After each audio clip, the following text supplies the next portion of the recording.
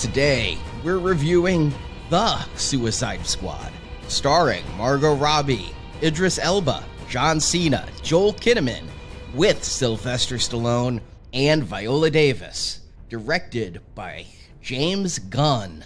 This is the now playing co-host who's also the beautiful monster between your legs, Arnie. And Stuart. And this is Jakob, because all names are letters, dickheads.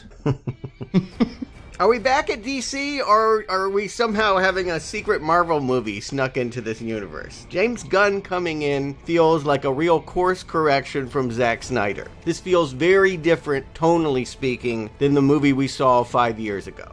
Also called Suicide Squad. I do love it when, Predators, the Predator. You know? I mean, next movie going to be Suicide Squads? How do we differentiate? Yeah, how to reboot a franchise without calling it a reboot?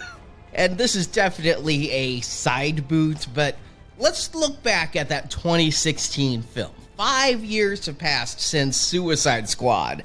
I rewatched it. I thought it was necessary to do that. I did go back, I rewatched it. I watched it a lot the year it came out, the year after. Kind of talked during our fantabulous Emancipation of Harley Quinn review, how I went a little bit Suicide Squad hyped during that time. I hadn't watched the film probably since Birds of Prey came out, so I went back, I rewatched it, I re-listened to our reviews of both of those Harley Quinn movies, and yeah, I stand by it, but David Ayer, director of the first one, does not. Well, it's not his cut. We need the Ayer cut. Let me guess. It was taken out of his hands and retooled, because the one thing that was clear then and now, going back to that movie, is it doesn't cut together. It is a series of music videos that is looking for a story. Yeah, apparently there's a whole Joker story that's not in that film. So I went back. When we reviewed the 2016 Suicide Squad, I said I bought the novelization, and if there were major differences, I'd do a Books and Nachos on it. And I read that book, and there were not major differences. There's not an hour of the Joker? Well, there's a lot more of the Joker, but it didn't feel major. But based on everything David Ayer had said, I went back and I reread this novelization for this review. Because the thing with novelizations is studios really don't give a fuck. They are going to hire a cheap person and give them an early script, and that's why you end up with things like an octopus in the Goonies novelization, or shapeshifters in the Dream Warriors novelization. So I've seen people online, offering big money for the shooting script of the Suicide Squad because they want to know what David Ayer did. And I went back, I reread this. The biggest difference is one of tone. Gotta be. As Jacob said when we reviewed that movie, they hired the company that did the trailer for Suicide Squad and just hired them to recut the entire movie to be more like the trailer that they'd sold. But if you read the book, it is far more harsh in tone. You know, some of the stuff that we saw in Rock Video Montage were long, drawn-out scenes of prison torture. It had the same beats, it had the same Harley Quinn, but there was quite a bit more Joker to it, as Joker was working more to disrupt the plans there. And so it was more cohesive. And would it have been a better movie? I don't know, because you run the risk of taking away one of the good things about that movie, which was its vibe. It carried you along on a pop soundtrack with everything up to and including Sucker for Pain and all of that made the movie feel fun. The thing about the book is there is no fun, and the villain is still Enchantress, so you're stuck with that. Because the movie is so fragmented, the things that stand out to me are its worst elements. But it is overall kind of mediocre. I don't think the movie is as terrible as I experienced it back then, but I do think it's frustratingly broken apart by good and bad ideas. And I don't know, Arnie, I would rather have a consistent tone than some fun here and there that is scattershot and amounts to them battling that Enchantress. You wanted them to play together, and what never comes clean in any part of the movie is the idea that Margot Robbie and Will Smith and Alligator and the Firestarter guy all want to party together. It felt like everyone was trying to do their own movie, and it just never gelled. I agree with that, and unfortunately, I think David Ayer is no Zack Snyder. There are not legions of fans devoted to David Ayer. There's no Ayer fans review bombing this film? No, they're not. There are some DC fans who are trying the hashtag release the Ayer cut because you gave them a taste of victory with the Snyder cut. Now they want this. I think what we're seeing with this movie is DC saying, forget the Ayer cut. Forget we did a movie in 2016. Yes. Yeah, this is your Ayer cut. We're just going to try again because what they wanted in 2016, I said again and again, was Guardians of the Galaxy. And even though that wasn't at all the film Ayer made, that's what they sold in the trailer, and that's what they tried to recut the movie into, was bad guys doing good things while laughing about it, like Guardians. So if the first film couldn't be forced into a Guardians of the Galaxy mold, hey, let's just take the director of Guardians of the Galaxy. You guys did bring up Guardians a lot. I never even made that connection watching the movie. Well, it's because of the trailers they released to make it look like Guardians, to look like an exact copy of it with the music and everything. They had buyer's remorse. They made one movie and then they regretted it and wished they had made something more fun. And yeah, would it have been better to have been in its original incarnation, dark and grisly? We may never know, but now we are finally getting the fun version that they wanted to make in 2016. Do you think Marvel regrets this? I don't remember exactly what James Gunn did or said on social media to make people lose faith in him, but I know that this is a common problem of, certainly if you're going to have someone, look at Guardians of the Galaxy. It's full of risky jokes and such.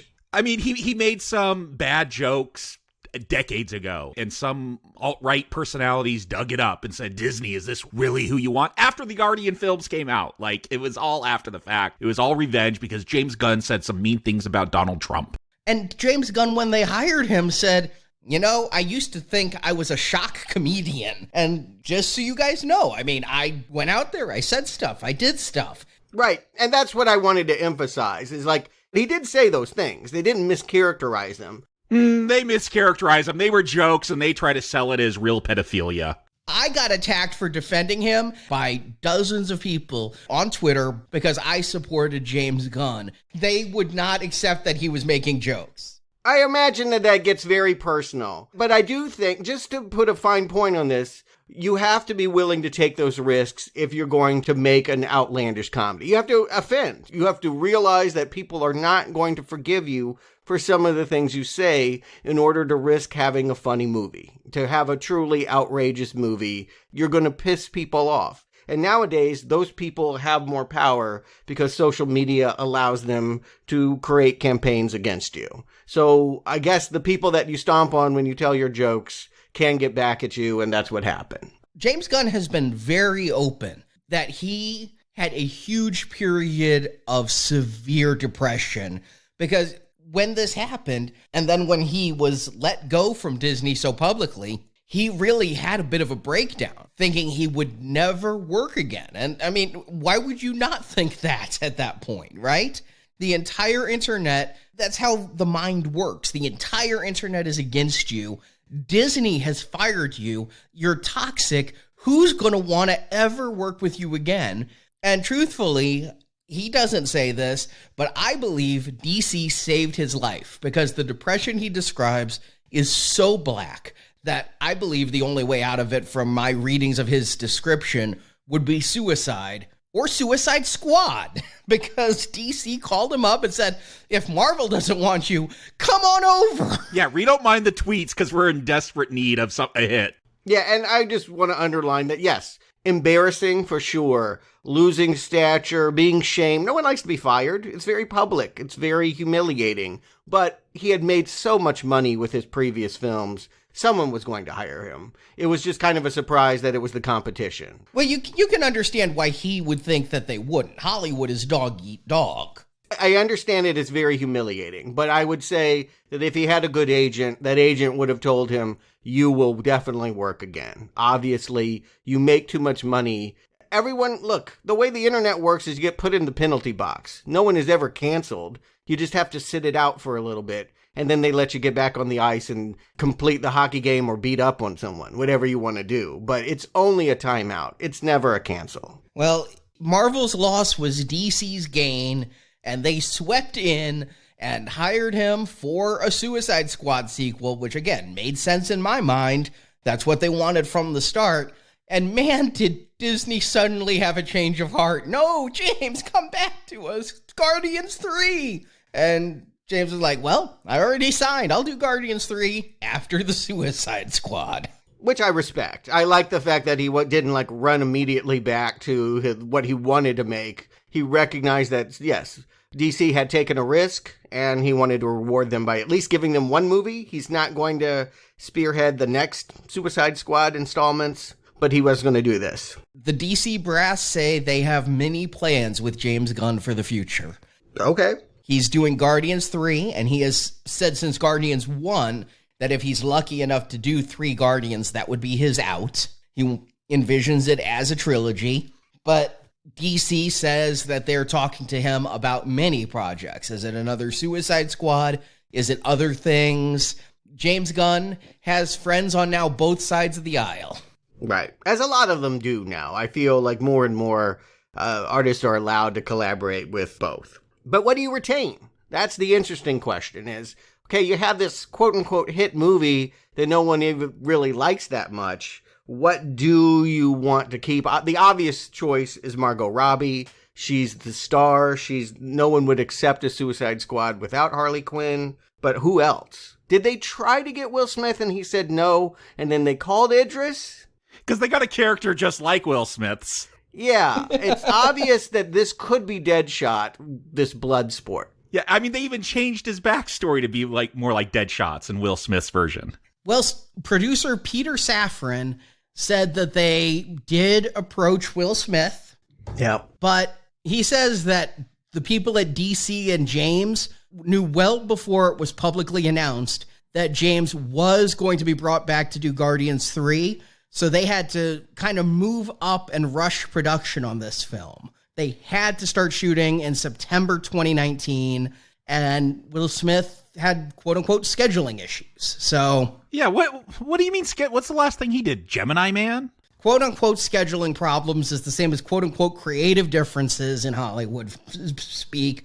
But he did also say it's nice to help separate it from the first movie in a greater fashion. But it feels like the script was written for Deadshot, and they just changed it to Bloodsport. I think you'd want Will again. I honestly think he was pretty good in the part. He just didn't play with others very well. They told Gunn when they hired him, you can use whoever you want in this movie. You don't have to use anyone. It would be kind of nice if you used Harley Quinn, but you don't have to. Wink, wink, nudge, nudge, say no more. And this does feel to me like a sequel with several of returning characters playing the same roles. Jai Courtney's back. Yeah, if you bring Jai Courtney back as Captain Boomerang, to me you're telling me that first movie happened, that first movie matters, but we're not going to be so beholden to it that we have to have that team back. And even back in the day, they said if they made a sequel, it might not be that team. It wouldn't be Killer Croc again, and it wouldn't be Diablo again. They'd bring back some and not bring back others. I think my philosophy would be you bring the Oscar luster. If they've ever been nominated or won, you want them. Yeah. Margot Robbie, Will Smith, and Viola Davis, you definitely retain. Okay, I was sitting here like Jai Courtney was nominated for an Oscar? No, you don't need him and you don't need Flag. They were the surprises. I didn't think that you would go back to them at all. And after the Birds of Prey movie, I didn't know whether they would try to work them in as well. But I guess nobody wanted it. That was just seen as a failed experiment. Well, this movie was made before Birds of Prey came out. I mean, this movie was supposed to come out a few months after Birds of Prey. We were going to have a year of Harley. So the fact that the Birds of Prey aren't here, Margot Robbie said she likes the fact that much like the comic books, Harley Quinn could just show up in these different things and you don't have to worry about her continuity or anything else. Just put Harley Quinn in a bunch of disparate adventures and not worry about it. Every film will have a different tone, have a different take. Did they want her here, though? It seems like while she was the star of her first 2 movies, I forgot she was in this one for about a good 20 minutes. Yeah, when she showed up, I'm like, oh yeah, Harley Quinn, that's still a thing. Well, again, that box office for her, what I call her solo movie, it was also launching a Birds of Prey team. But I think it's remembered as her, if she was stealing the spotlight in Suicide Squad, it was letting her, do anything she wanted in a solo film. And I think it was too much. I mean, I think all our reviews were, this is just way too much of a good thing. We liked her, and now we hate her. But overall, it didn't warm my heart to going back to Suicide Squad. When I was faced with the prospect of a reboot, sequel, whatever we want to call this, I don't want to do it again. And yet you went to IMAX. By request. Because you were having difficulty driving, manipulating doors, I felt like someone needed to physically go and see this in large screen format. They did hand out a comic book, as they're wont to do on opening night. And it did sort of tell you what the other team members from the original movie were doing as part of this Project Starfish.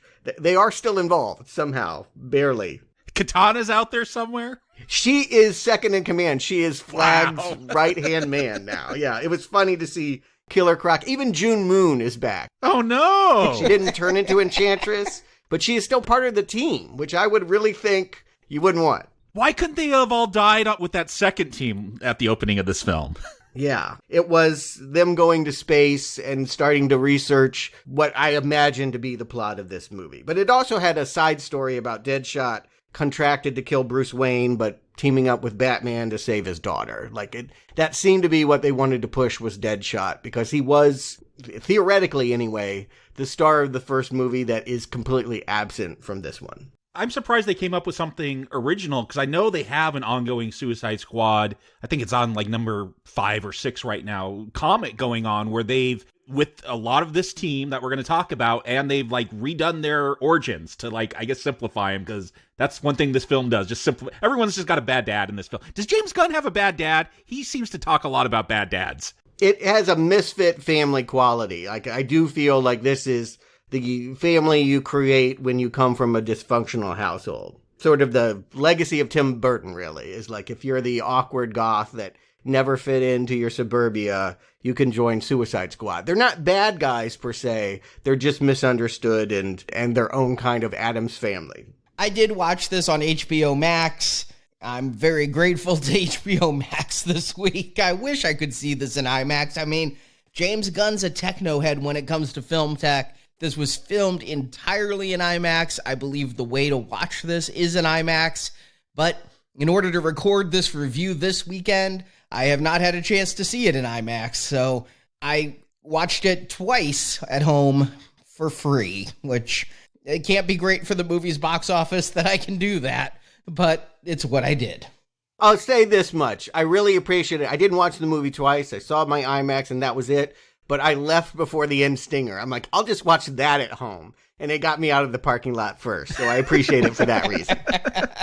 Leave right when the credits start and then watch the credits at home. That's what you're recommending. Exactly. Those 8 minutes of credits, I just didn't want to do it. Well, I watched all the credits at home as well as the film. I watched it on HBO Max as well, like Arnie. Yeah, I agree. This seems to be the new world. You can go and have your big screen theater experience, or you could stay home and you're not a pirate, you're not a bum, you're not a thief. Is James Gunn an A-list name? I know he did 2 Guardians films. He's A-list to geeks, I think. Yes. All of the trailers say from the horribly twisted mind of James Gunn, which, I mean, is embracing his Twitter cancellation, I think. But I'm like, this isn't like Martin Scorsese or Steven Spielberg, even Zack Snyder, to be like, from James Gunn. I'm like, is he a name above your title, director? I feel like they probably want to say, hey, from the guy from Guardians, but I don't know if they can do that, if they too want to do that because it's a competitor. I feel that is the selling point. People know James Gunn because of Guardians, and that's it. Yeah, and I want to just point out, beyond Guardians, his stuff hasn't really been a hit. Super, we covered. Slither, these were box office failures. He did that evil Superman movie. He produced it. It was not a good film. Ooh, not good. No, it was.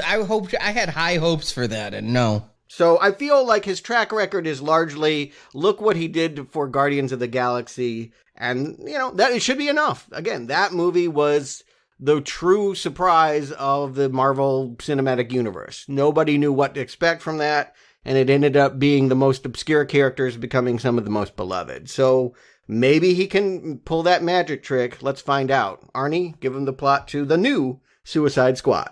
When a military coup overthrows the government of Corto Maltese, the new rulers discover a secret. The Americans, in conjunction with the previous ruling regime, had secretly been using the small South American country to contain and study a dangerous extraterrestrial. This information about illegal American experimentation cannot be publicly known, and the powerful, mind-controlling alien cannot be left in the hands of Corto Maltese's new ruler.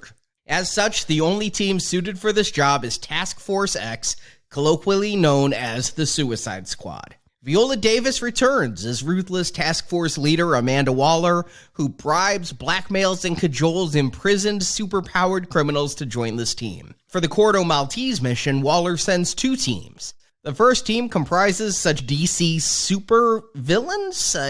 Looking to you, Jacob. Losers. I mean, the Suicide Squad was never a team of A-list ones. That's why they're on the Suicide Squad. DC had all these leftover villains when they combined their multiverse into one. So yeah, let's get all these D-listers and just kill them off. Weasel is barely alive when he gets on the chopper. Weasel, they did a total redesign. In the comics, just a dude that wears a suit like a weasel. Like, now he's like a mutant. I'd never heard of the detachable kid, played by Nathan Fillion.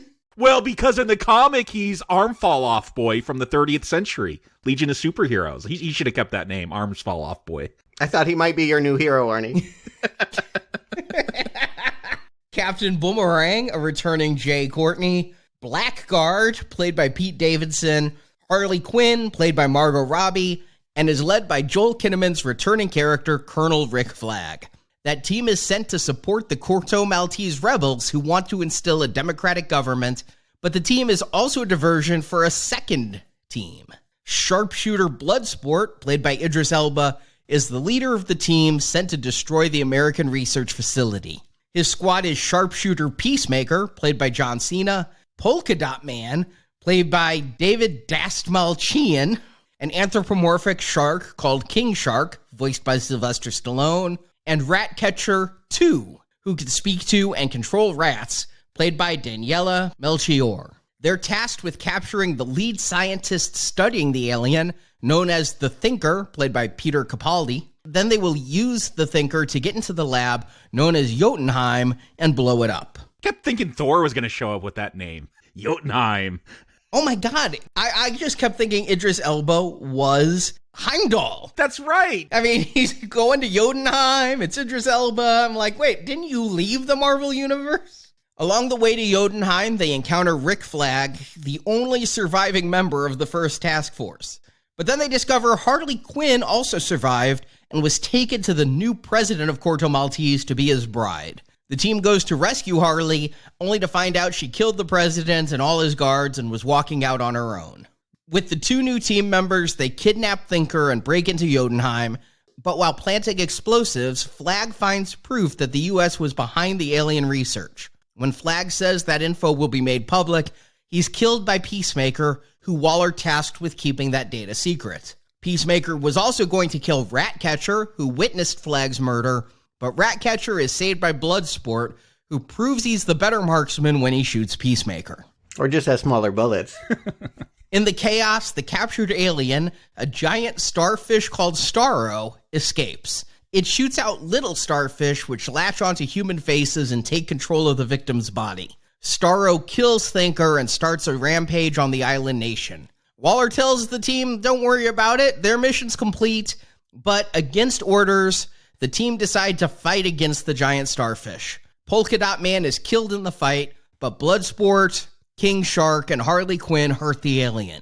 But it's Ratcatcher who summons all the rats on this vermin-infested island and who defeats Starro when her rats bite the alien to death. And Bloodsport blackmails Waller, saying the 4 survivors are to be set free, or the footage of the Americans' part in Project Starfish will be made public as credits roll, to a scene showing that Weasel survived, and then a second scene showing Peacemaker also survived his gunshot wounds and is needed to help save the world, or at least HBO Max subscriptions. So, based on that plot summary, can I just point out we're watching Guardians of the Galaxy 3, Peacemaker is Drax, King Shark is Groot, Ratcatcher 2 is Nebula, Bloodsport is Star-Lord, the little rat Sebastian is Baby Groot. I mean, I feel like James Gunn has a template and did not stray from it. I don't know. Suicide Squad has always been a team of misfits. I just because he's done other teams of misfits, I don't think that definitely means there's a template going on. Yeah, I thought King Shark is Groot. I thought Ratcatcher and Sebastian were kind of a combined Rocket. But yes, absolutely. Sure, Jacob, there are lots of misfits, but there's no edge to these people. They're all goofballs. They all have the comic stylings of the Guardians crew. And that's what DC paid for. That's what they wanted him to do. I think it's what you guys were saying you wanted from the team in 2016. So this is a good idea, right? Just remake DC and Marvel's image. I mean, were people expecting a dark, gritty polka dot man? If Zack Snyder were still involved with this kind of stuff, we wouldn't have some of these characters. I do not want the Snyder cut of Polka Dot Man. Yeah, we wouldn't even have them. They wouldn't even be allowed to be here. He wouldn't want there to be a focus on absurdity the way that James Gunn loves to pick out. He likes losers. He shares with Tim Burton the idea that superheroes are losers and weirdos and freaks. And I like the villains more than the heroes. So, give me the weirdest, most obscure villain, and that's who's going to be my hero. But I have always argued, and I think they've retained this aspect, the real villain is Amanda Waller.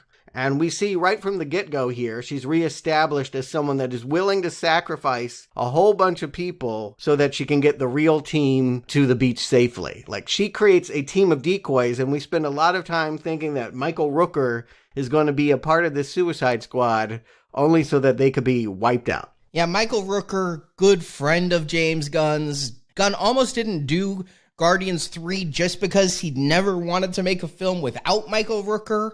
But here, yeah, we get Johnny Cash playing Folsom Prison Blues as we just watch Michael Rooker throw a racquetball around and kill a bird. And I'm like, here's the thing. The trailers told me who was going to die. Because if you watch the trailers, there's a lot of scenes with Idris Elba and King Shark and Harley Quinn, and not a lot of scenes with Pete Davidson and Michael Rooker and Weasel. Yeah, so I knew that this guy was not going to be a main character, but we're going to spend quite a bit of time showing he can really hit marks with a racquetball before getting into things. Who is Savant? I didn't really even get that, other than, he's wearing the orange Crocs on his feet and hair down to his knees, this awful wig. I don't know what he was a savant of. Throwing balls? In the comics, he's kind of like a Batman knockoff. He was another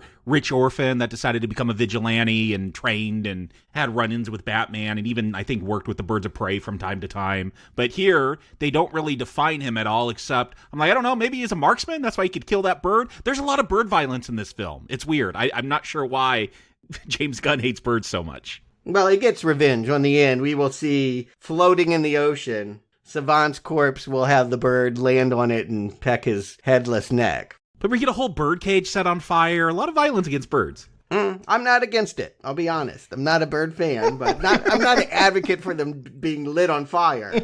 Anyway, what Michael Rooker is going to do is tell people that might have missed the first movie or forgotten the first movie very quickly what the Suicide Squad is all about, and establishing the whole, we put a bomb in your neck, you work for Amanda Waller, you do the dirty work of America no one is to find out about, they'll disown you if you try to go public.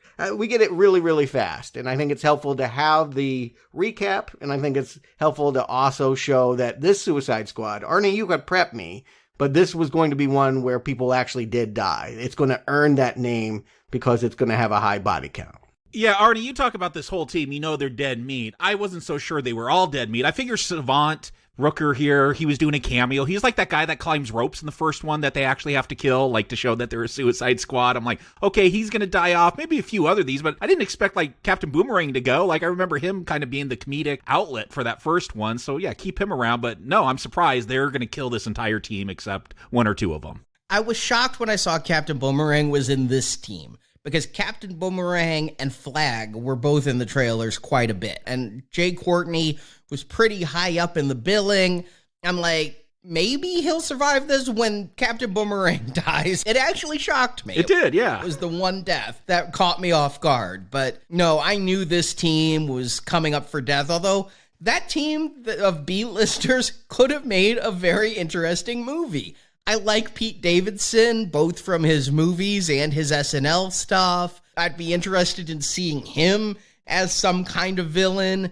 I don't know, who Saffron is. I intentionally didn't look up any of these people. Come on. I want more Javelin, the German Olympian who somehow became a supervillain because he throws javelins. Mongal. Yeah, Mongal was funny. She reminded me of like an extra from one of the Wonder Woman films. And you have people in the office, like Viola Davis is doing her stern, I never crack a joke stuff, but like all her underlings are running around placing bets and hoping she doesn't notice that, like, for them, this is it's a game, like who's going to live is something that they build into this opening here as they're prepping the chopper. But if you watched that first movie, you would think that this was the team. You really would, because, Harley Quinn is here. So you just accept that these are the people. The only people that died last time were a bunch of grapeheads. So I just wouldn't have the mentality that this one, I had forgotten it was R-rated. I think that was part of it. I had forgotten that they were going to have more room to be more violent and more iconoclastic. But James Gunn plays with that expectation too. This team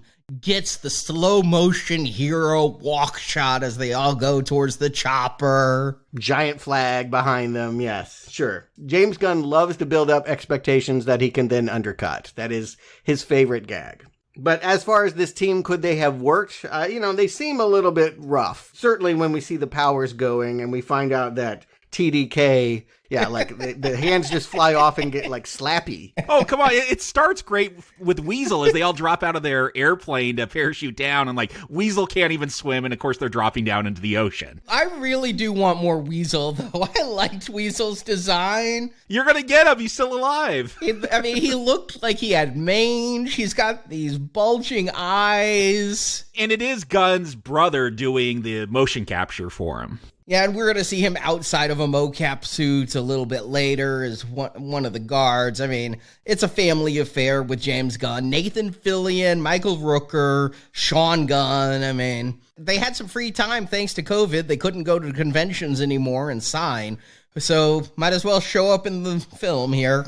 Apparently Pete Davidson is already been villainous. He has cut a deal with this island that they're supposedly secretly invading and warned the soldiers that are waiting in the trees that he's delivered this team, that he thinks that he has cut a deal that will honor his freedom. I don't know what they're going to do for him with the bomb in his neck, but it's also kind of a surprise that, yes, he's the first one to go, I think. After Weasel. Well, yes, all right, Weasel. But after his duplicity is repaid by getting a gun blast to the face, we get a whole montage of just basically spectacular deaths set to a punk song that really just, again, if you hadn't been thinking about Guardians, the use of the music, right? Johnny Cash and all of that. It has a music video quality, but it feels more cohesive. And it doesn't feel more like that old cassette that Quill was playing in those last two movies. James Gunn does not stray far in the jukebox, though.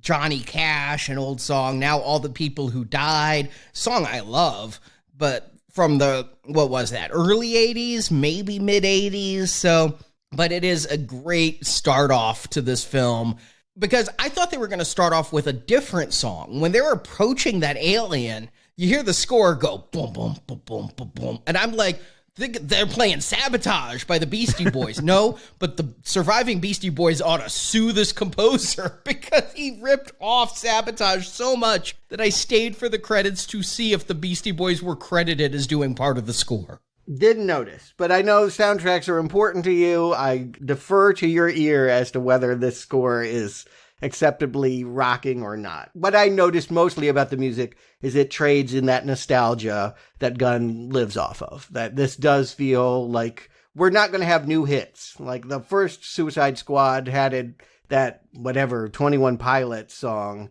And Wiz Khalifa and all of that. They're not going to promote new artists. This is all about the past. And again, these people are all a little bit older too. They're not going with 20-something buff actors. They're going with clowns that haven't worked in a little while. Jay Courtney is offended in Australia.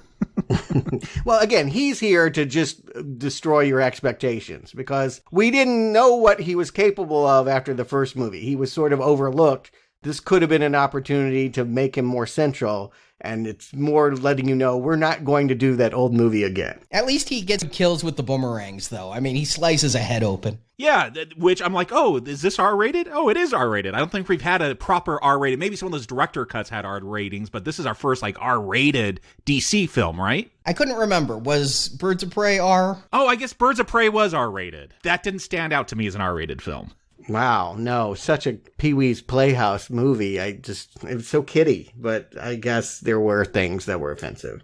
Maybe. But the fact that Harley Quinn was here, she's grabbing that bazooka, she's blowing up helicopters. I'm like, okay, she's going to go on one of her crazy tears and save this team. So that was the shock. Yeah, you see Boomerang's arm, in a pile of bodies, not moving. Everyone does get taken out, but they caught me off guard. I didn't think this was the team we were going to watch the whole time, but I didn't expect this slaughter. The detachable kid, though, was hysterical with just trying to slap people. Then they start shooting the arms, and he's writhing in pain because his arms are being shot. Yeah, we didn't even know with his, TDK, we didn't even know what his power was going to be. So it was a funny reveal. He's a criminal. It's torture, death, kill, right? Oh. No, the detachable kid. Yeah, okay. Yeah, he was far less cool than he had been promised. And again, that's what Gunn wants to do. If he can make you think something's going to be badass and then it turns out silly, he's won. But it is kind of a badass move of Amanda Waller. I just want to emphasize, she set all these people up to die, including Flag. That's kind of a shocker that she would throw him under the bus. Yeah, I feel like this Waller is much more in line with the tough gal in the comics. She stared down Batman in those comics. I never got that vibe, how tough she was in these films until this one. She's going to do some real evil stuff when we get to Bloodsport. But this Waller, even though it's the same actress, has been improved. Viola Davis is amazing in this movie because she makes me believe that she is so tough and so ruthless. I wouldn't say evil, but ruthless in trying to get what is needed for America's interests. Later on, she's going to have a scene that so many actors would have just failed at that she commands the screen during. I really like her, but I do feel we're getting a repeat of that first movie in certain ways when Savant is going to make a run for it. He's the only person left. I don't know what he could have done. And she's going to blow up his head like she blew up Slipknot's in the first movie as a way to show, hey, we're serious. If you don't do what we say, we're going to blow your head up. Right. But was this team slated to die by Waller? Yes. Oh, yeah. I got the impression this team was there. It was a diversion, but it was also there to get with the rebels, which is what Flag's eventually going to do. And then Pete Davidson's criminal. Who is he in the comics, Jacob? Blackguard, Booster Gold. We're going to get a Booster Gold movie. Is that coming? Booster Gold's a time traveler. He's a janitor from the future that takes superhero tech from the future and goes to the past to become a celebrity. And Blackguard, he's amongst those villains. He's the Illuminati. They're called the Thousand. He's part of that group. Okay, well, he sold them out. And so that's why I thought it was such a slaughter. I didn't know if Amanda would really send all these people, including Flag, just to die. Oh, yeah, I figured she's the one who hooked Blackguard up with whoever he squealed on. She's the one that set up that whole betrayal. Yes. She knew all about that because that allows all the soldiers to be ready there on that beach, unaware that on a beach north of that, all of this action, we're going to see they're going to roll up on an empty beach with explosions way in the distance and have no idea that Bloodsport, none of these people know that there is even another team. There's no idea that they're going to hook up with them or that maybe that someone will pull through. That other team is dead meat. Waller wanted them all to be wiped out. The rebels, she didn't want them involved. I think she wanted them more than the current government because the current government couldn't be trusted with Project Starfish. No, she is here to wipe out U.S. involvement in a secret project, and that is it. Whoever's in charge of this island is irrelevant. Yeah, much like real-life politics. Oh, you democratically elected a socialist? We can't have that. We don't like socialism. Let's get our military puppet government in there. Like, Stuart, if you wanted that 80s Black Ops CIA stuff going on, like, I feel this storyline really leans into that if you know your American history. Agreed. That was a delight of this movie, was that it takes America actual history seriously enough to air some of our dirty laundry and what we do in South America. That was pretty risky, and I thought it was necessary. And again, you want Waller to be a villain. Otherwise, it wouldn't be a Black Ops mission, right? It would just be superheroes fighting bad guys. This has to be America embarrassed about something and using a throwaway, disposable team of villains to, cover things up. And so now we understand that, America is not clean. And that thus we should suspect John Cena, right? We should think that anyone that was so patriotic, he's the only one of this B team that I think that is not a criminal, right? He's actually a superhero. No, he's a criminal. He's in jail. Yeah, again, they've kind of retconned him in the comics. The interesting thing about Peacemaker is he's not originally from DC. He comes from Charlton, who they also had Blue Beetle. They had The Question, who Alan Moore turned into Rorschach, into the Owl, and Peacemaker was the comedian. Like, this is the template for the comedian. Ah, I can see that now. Yeah, but when he was brought into the DC universe, he feels like kind of an absurd character. Like, his dad was a Nazi death commander who was responsible for 50,000 people's deaths. And like before the dad goes to jail, he's like, I'm not going to jail, I'm going to shoot myself. And he does it in front of a 5-year-old Peacemaker who it kind of turns him crazy. And so, yes, he goes to extreme measures to keep the peace, which means killing people if he has to. There's that whole irony there. So he is a convict. The movie has the wild structure of a Tarantino jumping around in time, feels a bit like the emancipation of Harley Quinn in that respect. Not as clean as Tarantino. The first time I watched this, I was feeling very disjointed with its 3 days earlier, 8 days later type thing. Yeah. No, I think that you are supposed to feel that way the first time. It is about feeling punch drunk and like, wait, what? How did that happen? But once we get a better handle on the timeline, we realize that it was never going to be that other team. It was going to be Idris Elba, who is scrubbing toilet. They love to do this game where the lettering of 3 days earlier is soap suds on a toilet rim or something like that. And they'll insert within the scene the titling to give it an extra goofy quality. My favorite was Saffron's Blood becoming Warner Brothers Presents.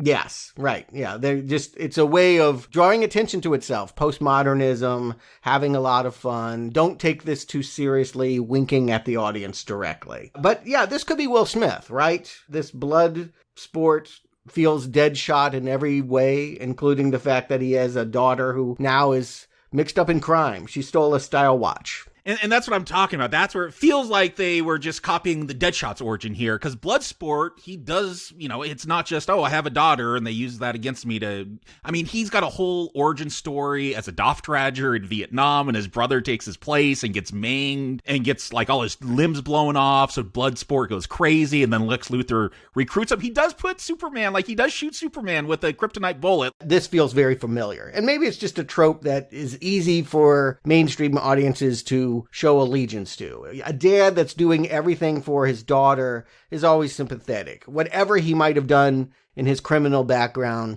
we will stand by Idris Elba because, one, he's Idris Elba. He's cool. And two, he's doing it for family. Yeah, and I appreciate how evil they make Waller in this film. Like, she threatens to throw this daughter who's 16 and got caught stealing a watch. Like, we're going to throw her in the same prison because this Louisiana, and you could be tried as an adult. And, of course, that's his motivation to finally join the squad. I mean, she's threatening to have the daughter killed because this prison has the highest mortality rate. And if his daughter comes in here, she's going to kill the daughter. And one of her employees is like, you wouldn't really do that. And she's like, you'd be surprised the things I'll do. So if Bloodsport didn't go along with this, his daughter would be murdered by Waller. That's harsh.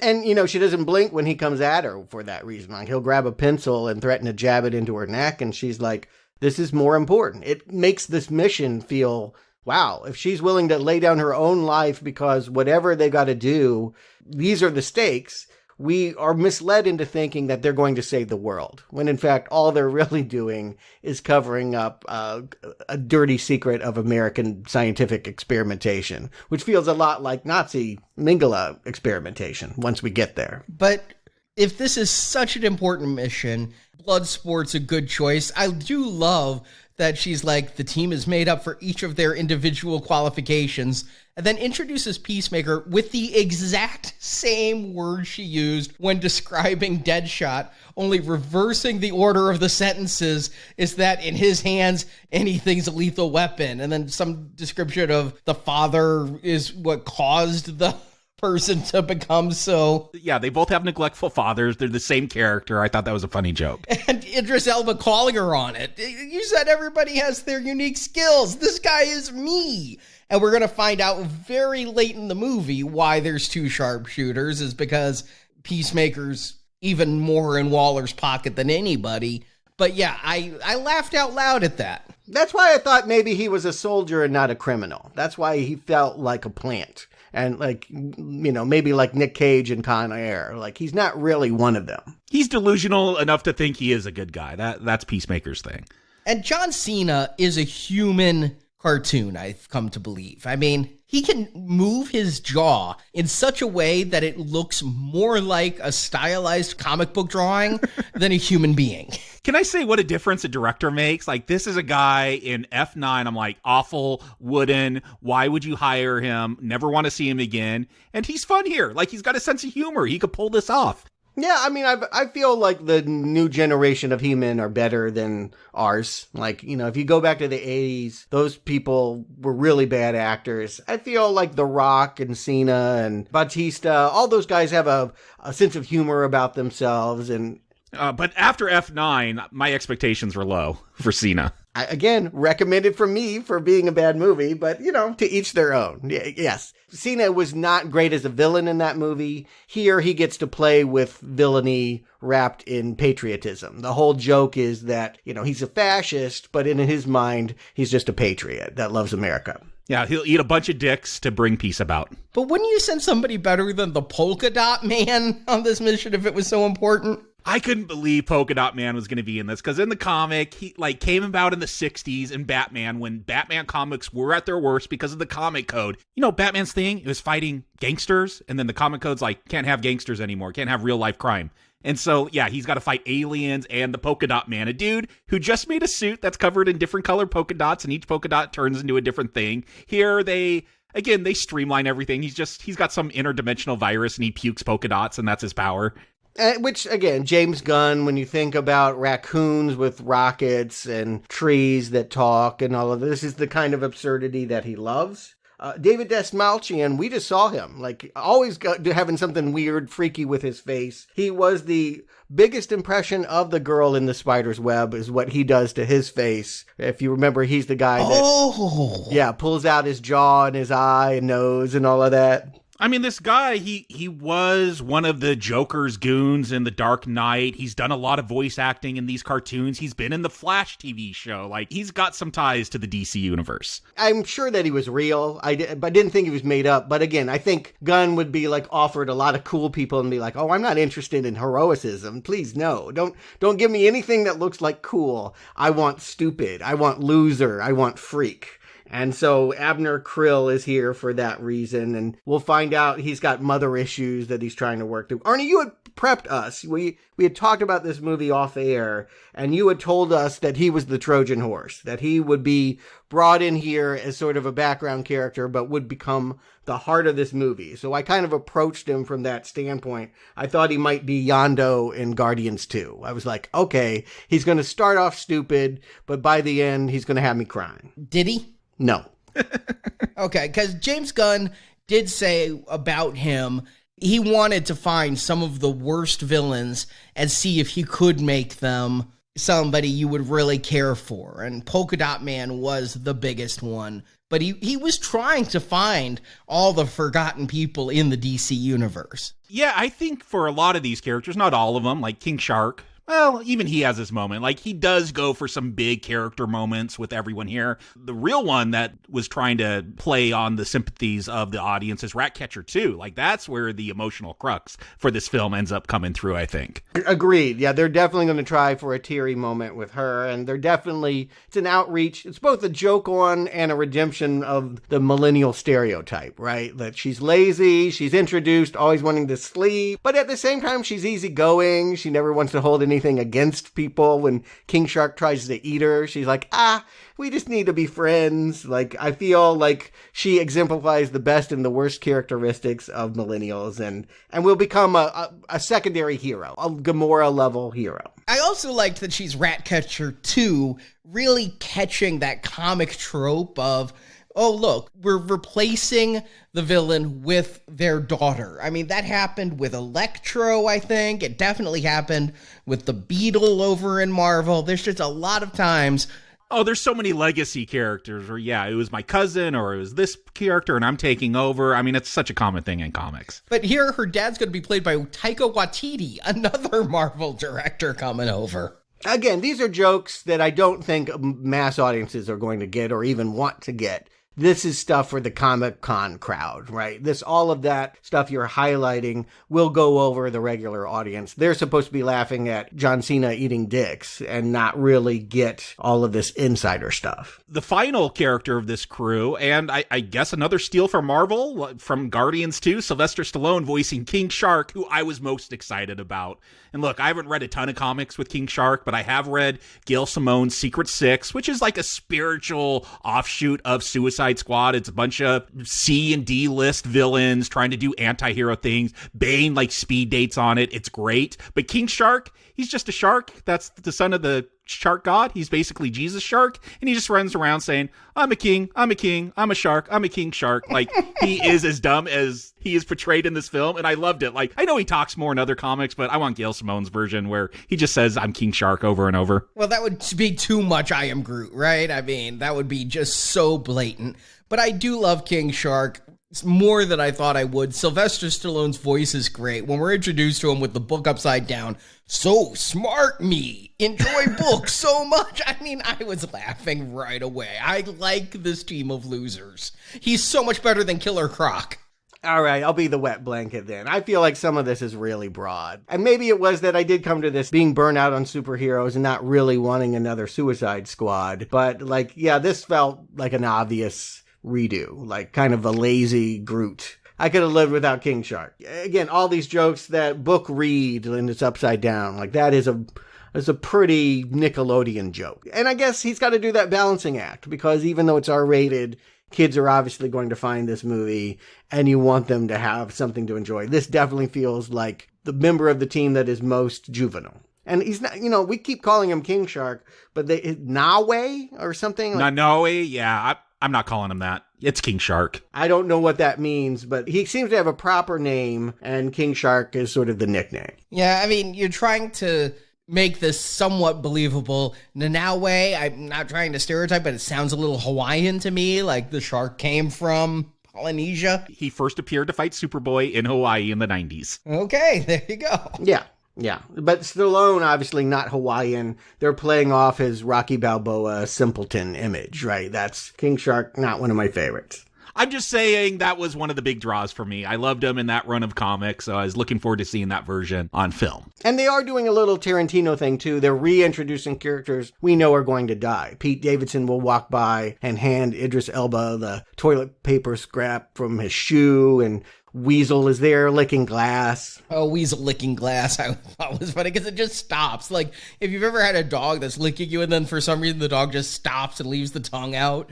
But when Pete Davidson walks past Waller, he gets real nervous and things. How I imagine the real Pete Davidson is when Lorne Michaels walking down the hall. And so, like, he has a secret. Because he's betrayed the team, he's nervous to be around Waller, like she could read his thoughts. Yeah, it was interesting to read the crowd's reaction, because when they saw Weasel again, they were all like, oh, they didn't laugh. They were like sad. I could literally hear like we know he's going to die. And yeah, you know his fate now. Yes, exactly. There's a tragic quality to him. I'll say this, though. I've praised James Gunn in past reviews, Guardians and Super, which I gave a pass on a second viewing. I'm starting to feel he's a little one note. Not a little. The gore here feels like gore we saw in Super, and the jokes here feel like jokes he's either done in Super or Slither or Guardians, but I don't feel I saw him stretching, and maybe it's reactionary to having just been fired, but I feel like he's just on crutches. Yeah, he's treading water. He's doing what he's known for, and he isn't trying to... Well, you promised me that there was going to be outreach to pathos and drama and characters that would make you cry, so I knew that would come later. But right now, he's loading you up on toilet humor. And yeah, that works in a trauma movie, but is a little tiresome now that we're on the sequel, the Suicide Squad. 5 years later, after so much Deadpool and what have you, this feels... well, just very familiar. Nothing shocking about it. What surprised me is just how straightforward the story is. Yes, there are flashbacks and whatnot, but usually, I would have thought this island mission, this is the opening act, and then you find out what the real thing, like, no, this is more or less just a linear thing. Like, we're going to get our mission here about South America, and we're just going to go straight forward to the end. Yeah, there's going to be some side missions in that, but I was surprised how flat or just standard or non-complex this story was that he was telling. I agree. I didn't realize it fully till I was writing the plot summary, and I'm like, if I skip the details of Margot Robbie and I skip the details of rescuing Flag, this is, we land on an island, we kidnap the guy, we go to the lab using the guy, and we blow up the lab. And nothing goes wrong in that regard. I mean, they succeed in virtually everything they set out to do. And so that is strange, because usually you'd see them have a plan, the plan doesn't work, they have to improvise, you have a plan B, something like that. And here, yeah, it is very straightforward, and it reminded me of a video game in that you have your mission, but then you have a few side quests. Yeah, I think what we're asking for is the model they use for a heist movie, Oceans, where there's so much intricacy and you need 9 people because there are 9 different things that have to happen in order for the heist to go off. And here, basically, they can just run through big steel doors by blowing away people and then set bombs and be done. That's a little simplistic, but Jacob, I do think they try to make it feel complex by jumping around in time and having all the visual flash that they do. It does feel intricate because it's elaborately staged. He's trying to do something. It was a surprise that, they're going to learn their mission right here. You got to go destroy Operation Starfish or Butthole if you're John Cena. And I'm like, well, it's South America, so of course the Americans are involved. They try to treat that as a big reveal later. I'm like, well, no, if you know history, you know this is all to serve American interests. It could use some fine-tuning is what I'm going to say. I'll agree. I think this movie was rushed because of Guardians 3, and I think that a couple of rewrites could have made this feel more like a Dirty Dozen type thing instead of just a bunch of weird characters going from point A to point B. Although, to give it perspective, when you think about that first Suicide Squad, where the mission was one of you was actually the bad guy, and there was never anything we were hiring you to do, it's just what somebody witched out and took over the subway. This is obviously a better setup. It has just enough real-world politics to feel a little bit edgy, and it's simplistic enough that everyone can follow it. If they're not wanting to be challenged, if they just want to have crude laughs, then they're not going to have to be confused or have it explained to them the way that Tenet was, which no one seems to understand. It's not elaborate, but it's much better. Everything is much better calibrated than it was 5 years ago. And you're right, Harley Quinn has been minimized. I think that that's a good thing. I think that means when we do see her, we appreciate what she does more. It doesn't become overkill that every scene is her marching in and saying, I'm want to take this over. Just that voice gives me makes me cringe now. But now it's kind of cute. She's crushing. She's looking for a guy. It's her arc in this. She keeps falling in love with people. And at the beginning, it was Javelin because he had an accent and she was going to go with him. And now she's stuck with his javelin. He dies and she's got to figure out what to do with his spear. But I forgot she was in this movie. I was enjoying the team we had so much. And I'm going to say that for a straightforward movie, at 2 hours and 13 minutes, this movie is too long. I agree. That was one of my big notes, is got to cut 20 minutes. Yeah. I thought that was just me and being tired of superhero movies in general. But you guys who were primed for this movie felt this was too long. Yes. Yeah. Okay, good. Both times I watched it, I'm just like, whew. One too many music videos. Like, cut it a little bit, Jim.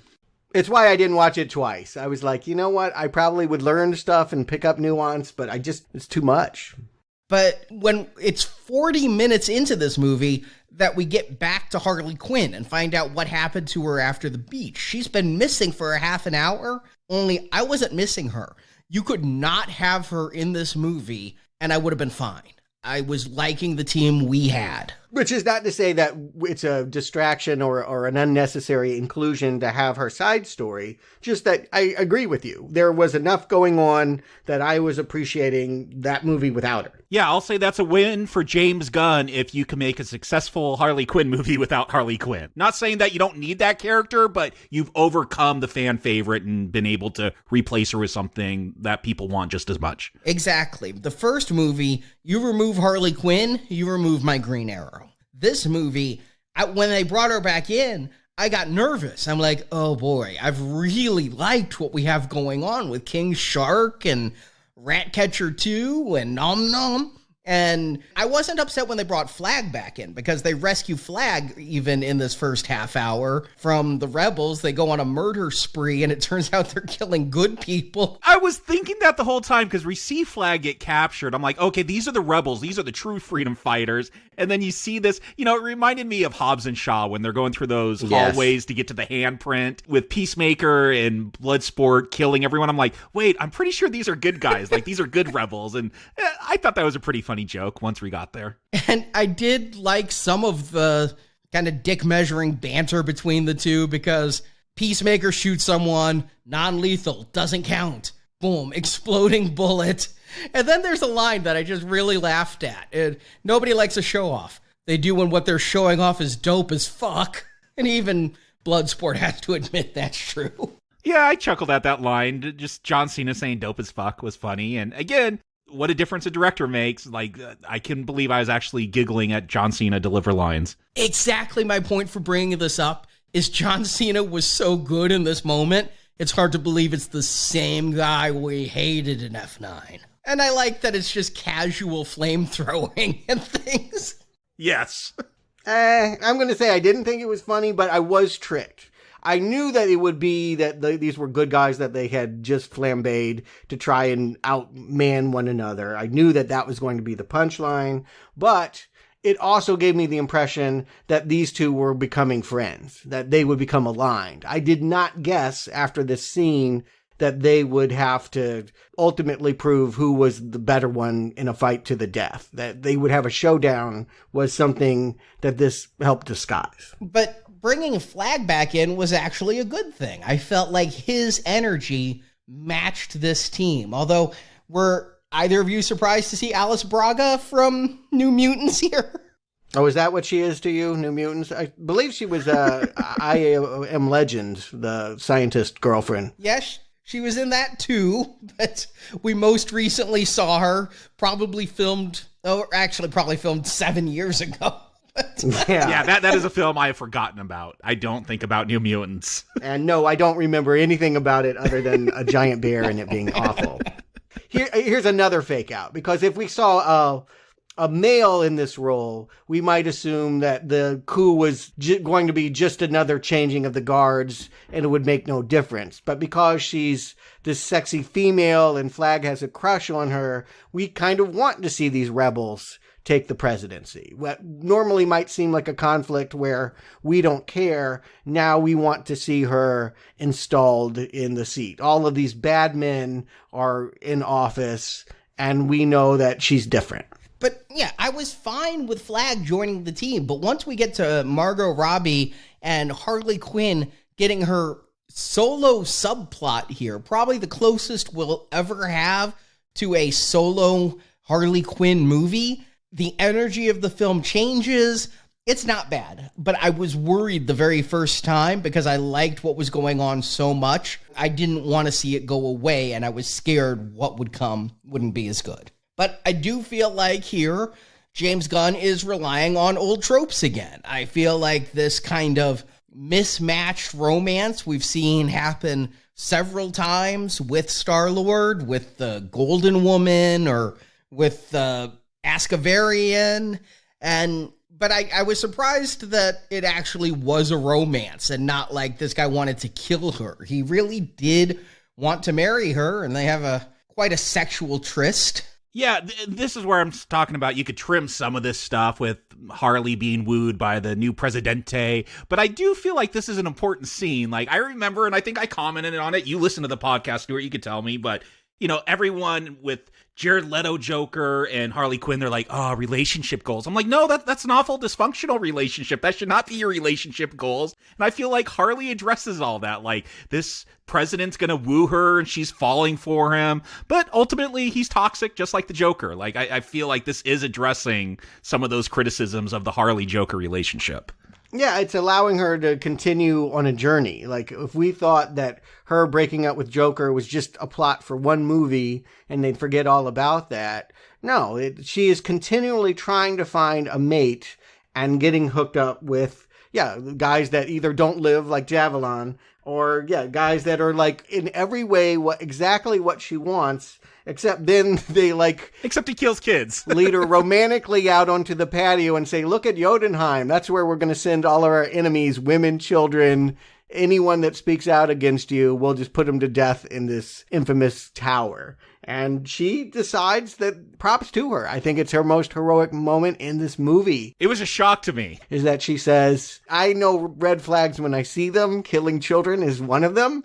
And so I cannot be your wife. Even though this would be a great fantasy, I'm going to take the gun from the gun case we just destroyed in our raucous sex scene and just blow you away. To be fair, she didn't think it had bullets. Yeah, I do like that one line of like, who would have thought this was loaded? Like, saying what the audience would say is, do you keep loaded guns in your gun case? But it is reminding us that Jotunheim is the goal, and it's giving Harley her emancipation. I think this is greater emancipation than she got in an entire Birds of Prey movie. Oh, yeah. Yeah. And more about Jotunheim. We've learned a little bit more about Project Starfish as well. We saw Luna, before he was shot, go there with this mayor, the Suarez guy, and they've been investigating these NASA film strips. They have these American astronauts that were doing something with a starfish they found floating around their space station. And now it lives in the bowels of this tower. It's the Project of Thinker, a supervillain that has a giant cranium that has electrodes protruding from his head. He's super smart, super dangerous, and he's the mastermind behind what these Suicide Squad members are trying to destroy. And again, if you don't know your American history, it's interesting that maybe you're thinking, oh, this is propaganda from this new president, this new coup, military coup that's taken over. But they do imply that that old regime that people supposedly loved, they were getting rid of their enemies too with Project Starfish. Yeah, I thought that was very satisfying. That, like, at first you hear, oh, a family was executed and overthrown and these people took over. Well, boo on them. But then you find out that family was also committing. Again, the idea of democracy in South America is kind of a running joke because it's a history of oppression. And every time they're quote unquote liberated, it just falls under new bad management. It's kind of a sad, darkly funny story. And so Project Starfish, again, when we think about the way that the Nazis in World War II fled here, Mengele and what have you, to know that there was these secret experiments going on and that people were used in a diabolical way. Now we find out that there's a space creature that spits out starfish, alien style, face hugging your face. Though that Starro was created before those Alien films. And he did the same thing in the comic from the 60s. Oh, I mean, yeah. I mean, again, I'm not here to accuse anyone of saying you're a thief. There's someone out there thinking it, just setting the record straight. A side note about that, we live in an age where there are no new ideas and everything is a copy of everything. Nobody gets to say, I came up with a new thing. Doesn't happen anymore. This concept is as old as anything, and Alien took it from a 1950s movie. So does that diminish in any way that we have a giant starfish spitting out face huggers? No, I think James Gunn is having a joke on Alien, and I think it's still kind of creepy, like it still has sort of the body horror ickiness of Alien, but so much better than the grape heads, right? When we think about the first movie, this is such a more satisfying meta-human problem. Oh, yes. I feel like in some way James Gunn is repeating that first film. Like, we're going to see a bunch of people not in control of their bodies, but instead of those silly grape heads, like, I like his design here. Like, I feel like this is why you bring Gunn in, to make something cute and silly, but also super dangerous. And I feel like Starro, like, rides that line perfectly. Yes. Gunn said that when he was a kid, Starro gave him nightmares because of the star on the face mind control thing. It really freaked him out. And as somebody who was scared by that awful robot in Superman 3, I can completely go with why he would be freaked out by that. I'll completely accept that this crazy comic starfish would freak him out with its control over you and making you kill people by putting a starfish on your face. And that's why he brought this one in as the villain. And I agree. I think while I was thinking Alien, because when that starfish hits your face, you're no longer alive, it surprisingly worked for being a giant starfish. Yeah, and even the alien mythos itself in Prometheus, they went with the idea of the Lovecraftian starfish. Oh, that's right. There's a starfish at the end of that one, huh? There is. They took it in that direction. All of this comes, if you want to talk about sources, all of this is Lovecraftian in design. And I think that's good because Lovecraft is both kind of silly and scary and ominous. It works in all the ways that it should. This villain is much more satisfying than a witch trying to conjure up great people in the middle of a, ghetto. Like, that was 3 different ideas that did not gel. Here, that were in South America, covering up American experimentation that led to this Lovecraftian monster. Much, much better setup. I'm really enjoying this setup. Now, because of the jumping around here, I got a little confused when the Suicide Squad kidnapped a bus and its driver, Milton. Yeah, this feels like there's too many versions of the same idea in this movie. James Gunn always wants to single out the background character and say, it's your story, right? That's the whole point of Suicide Squad, is these are the D team, the villains, the back players, the polka dot men that never get their own feature. I'm going to love you. Milton is just another version of that. He is a functional character that gets them a van, and rather than just let that go by, James Gunn wants to say, what if we tried to make his arc tragic in some way, or poetic, that here was this little character that suddenly mattered a lot to the team. It's just too much of the same beat. I really feel like we don't need Milton, but here he is. Yeah, I kind of feel like Harley Quinn later on. Who's Milton? We just spent 3 hours with him. Yeah, I don't know. Who is he? That's part of the reason I had to watch it a second time, because I'm like, is Gunn having a laugh? Did he say Milton was there from the moment they washed up on the beach? Was Milton there from the moment they washed up on the beach? No, we see him. He is a friend of this female rebel leader who has agreed to go to a checkpoint without knowing what happens next. They ask him for papers. They want to get inside and see what he's carrying. He's all flustered. And then, fortunately for him, the B team comes out of the shadows and his windshield is spattered with blood. All set to Yacht Rock, by the way, Kansas. He'll be just sort of there in the background.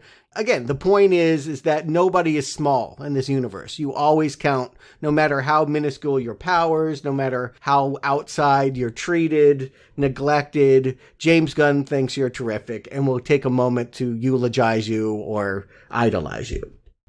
I do feel like you get a sense of who is small. Like Peacemaker, I get it. John Cena, he's a big actor. Maybe because he ends up being a villain. But we don't really know what his story is. We got a little bit with Bloodsport and his daughter. I feel like this middle part, we're going to get backstories. Like Ratcatcher 2, especially, we're going to see a lot of stuff going on where she came from. And even Polka Dot Man, we're going to find out what his whole hang-up is here. Yeah, some of these stories are meant to bring us closer. I do feel like Ratcatcher and Dubois, who's Bloodsport, they will connect. They have a relationship. I don't even think it's romantic. No, it's father-daughter. Yeah. He's a phobic of rats, and of course Sebastian is taken to him, and Sebastian thinks he's a good person when he himself, he's got a daughter that doesn't think he's a good person and has all of this guilt. I mean, I saw how he interacted with that daughter. He's a pretty bad dad. Didn't even know her age.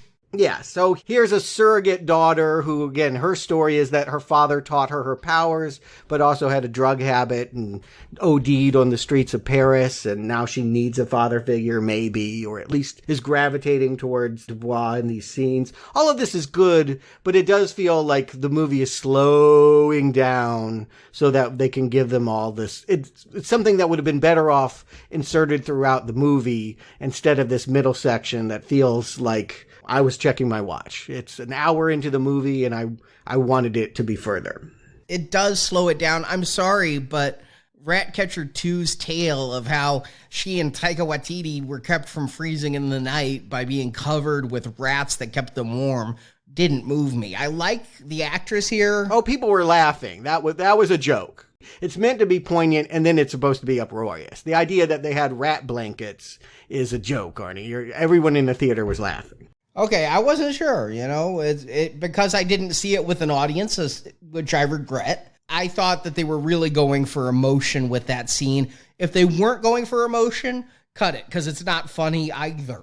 I thought they were really trying to make us care for these characters. And when Polka Dot Man's talking about his mother... It's both. That's James Gunn, is that he thinks that he can use crude humor and silliness to underline and make you fall in love with characters that he actually does. He's, like a lot of sensitive people, he doesn't want to show you that they mean a lot to him. He's more comfortable disposing of them and shellacking them in blood and what have you. But secretly, yes, he loves these characters and wants you to love them as well. But some work and some don't. I'm not feeling King Shark's plight of I have no friends. Like, they keep trying to sell the idea that he can't make friends because he keeps trying to eat people. Nothing about King Shark is working. If there was a character I could cut, it probably would be him. That I understand. I disagree about cutting him because he is great comic relief for this, but you're not going to get me to feel the plight of him. I think there's some great CGI there, though. Great CGI. Not that it looks real. Not that I think a shark is walking around, but the texture on the skin, the facial expressions, the minor movements of the nostrils. I think the animators did a great job. I think Stallone did a great job. It's just, how do you make me care about a dumb shark? I mean, it's less distracting than Killer Croc, and I think that was kind of practical. But yeah, I agree. Yeah, it's better than Killer Croc. Yes, absolutely. Everything here is an improvement on 2016 Suicide Squad. I think we're supposed to get emotional when he's dancing at the aquarium with those fishes, or maybe that's just a joke. I wasn't getting water in my eyes. I wasn't getting water in my eyes, but I did think it was emotional. Or crying that he's the only one that has to stay behind. He wants a disguise and give me a fake mustache and I can blend in at this gentleman's club. I was thinking Teenage Mutant Ninja Turtles when they just throw on trench coats and people would think they're people. Yeah, you would think that they might even try it, but they're like, no, you have to wait in the van, and there's just a moment where we cut back to him and he's crying because he's alone. I think that's supposed to be funny tender. That's what I'll keep calling this emotion. It's like, yes, it's kind of funny and absurd, but I do think Gunn wants you to care. I think he actually does want you to go, aww. And the calculus is not entirely correct. I don't love King Shark, but, I think the biggest problem is I want this thing to be moving on further than it is. It's distressing to me that there's another hour of this movie because I feel already kind of exhausted. I agree. Comedies, and this is what I would classify as largely a comedy, are best when they're 90 minutes. Yeah, it's stuff like, okay, they got everyone except Harley. They haven't saved her yet, but they're going to go get the Thinker, and we're just going to get a whole dance sequence in this club. Like, again, this is where I'm like, okay, just cut all this stuff. I know you like music, James, but just cut it all. I don't need to see Polka Dot Man dancing with 50 of his moms. It feels very weird. I thought he was supposed to hate his mom, but it feels very Freudian when he's grinding against his mom. No, I liked that moment. I did, because it does show how obsessed he is with his mother. both in good and bad ways. And yes, I think you can go very Oedipal with that. You hate your mother, you love your mother was experimenting on you and gave you these weird superpowers, but it's because your mother wanted you to be exceptional. I like that. Here's where we get the bonding moments, where the squad finally coheres as a bunch of friends, which is why it is sad King Shark isn't there, because he's an equal member of the team. Everybody else is inside, having drinks, having a laugh. Even Peacemaker and Bloodsport, who have been rivals this whole time, right, are now coming together. I think you need this moment for the team so that when they unravel, it feels worse. I'm okay with that. That was the twist that I never saw coming. Was I believed they were telling me this was Hobbs and Shaw, and that these two tough guys that were identical and maybe one wasn't needed would end up relying on one another. But you are correct. If you are paying attention closely, John Cena's character is not sharing backstory. He is not really blending with the other people. He's watching what's going on and he's encouraging them to drink, but he himself is not being vulnerable and disclosing. And if you notice that, you may suspect that he is a secret villain. But I didn't get it. I didn't see that coming. It's also his backstory's going to be covered in a miniseries on HBO Max. Right. That even more reason why he has to be a good guy, right? Like, I would never think that they'd make a miniseries about the betrayer of the Suicide Squads. I mean, in the comic, he does eventually become good and work for Checkmate, which is like a spy organization with superheroes. So they might end up going that direction on the TV show. Yeah. But what we get here is, it's kind of what you guys were saying earlier. We get, things are drawn out. They're complicated because it takes a while, but there's nothing really complicated about what they do. Like, all right, so the military knows Americans are here. They're rounding up everyone in the gentleman's club. We have Bloodsport has found the Thinker. He's easy to spot. He's the only one with the cranium 3 sizes bigger than everyone else. Antenna sticking out of his head. I love that he goes to a brothel, though, as his off hours time. That was an understated joke, was that, like, yes, he's so obsessed with Operation Starfish, but he still likes to party. You know, he still wants to get down with the ladies. Or the rats. Yes. So, you know, you do think, like, okay, this is going to be really complicated getting him into Jotunheim. He's even saying that. You'll never get in. It's so impossible. How do you think you'll do this?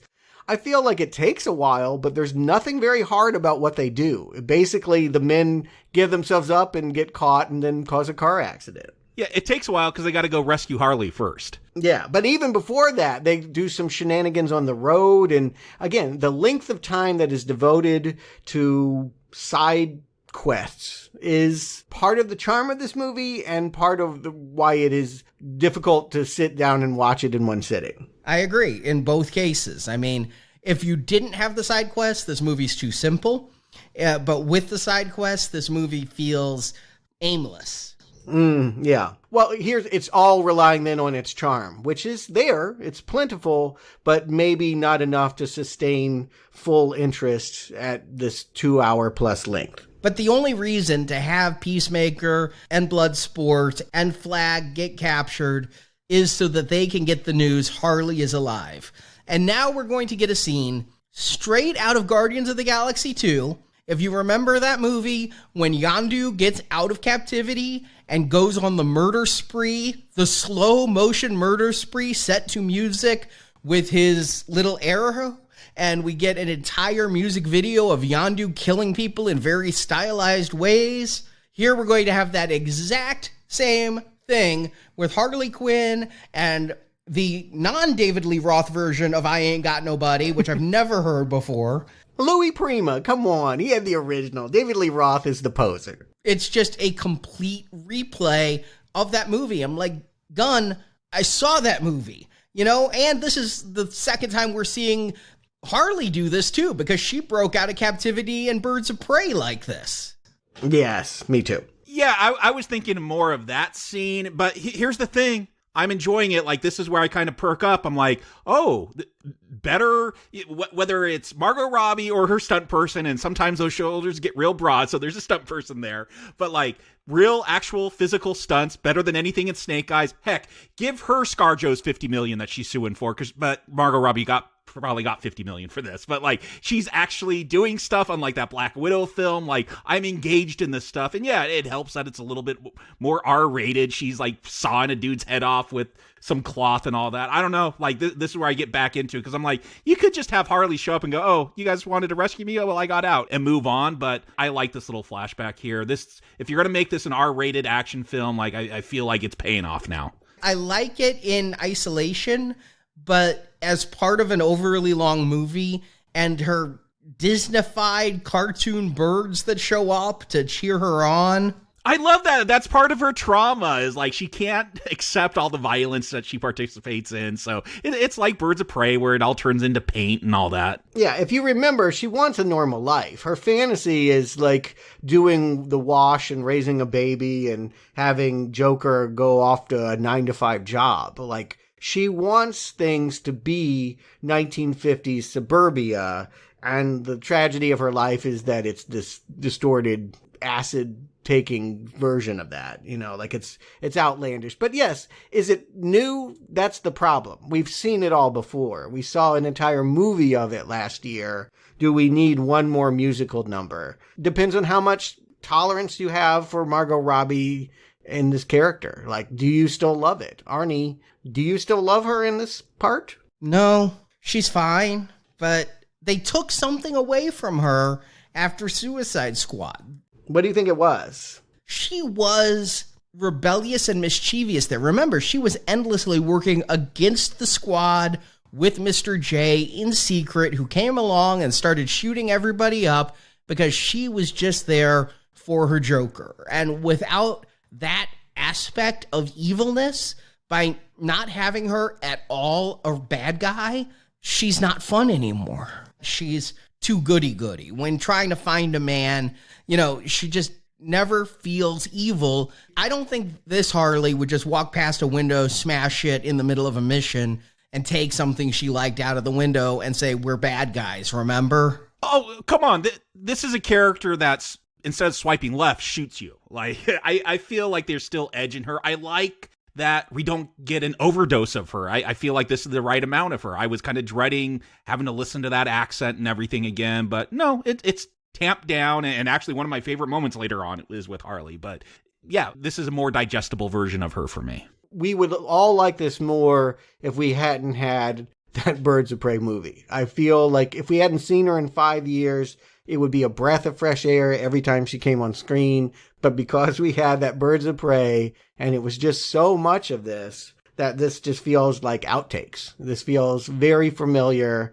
And I don't know, maybe she is too goody. I don't know if it's too goody, but I feel like it's hard to know, even for her, what her mission is. What does she want to accomplish, if not be with Joker? I guess now she's in love with Flag, because she's so touched that this crew came up with an elaborate scheme. They're like, you know, everyone's got walkies and, you know, climbing up the wall and about to shoot the cleaning lady. And she's like, I'll go back in there and let you rescue me, like, if that's what you really want. Yeah, Flag seems really into her as well in this film. I was wondering where they're going to go with that. Yeah. Keep in mind, they've probably been working together for 5 years. I mean, they did ask how she got back into prison because she had been emancipated, but they drop a line saying why she's back there.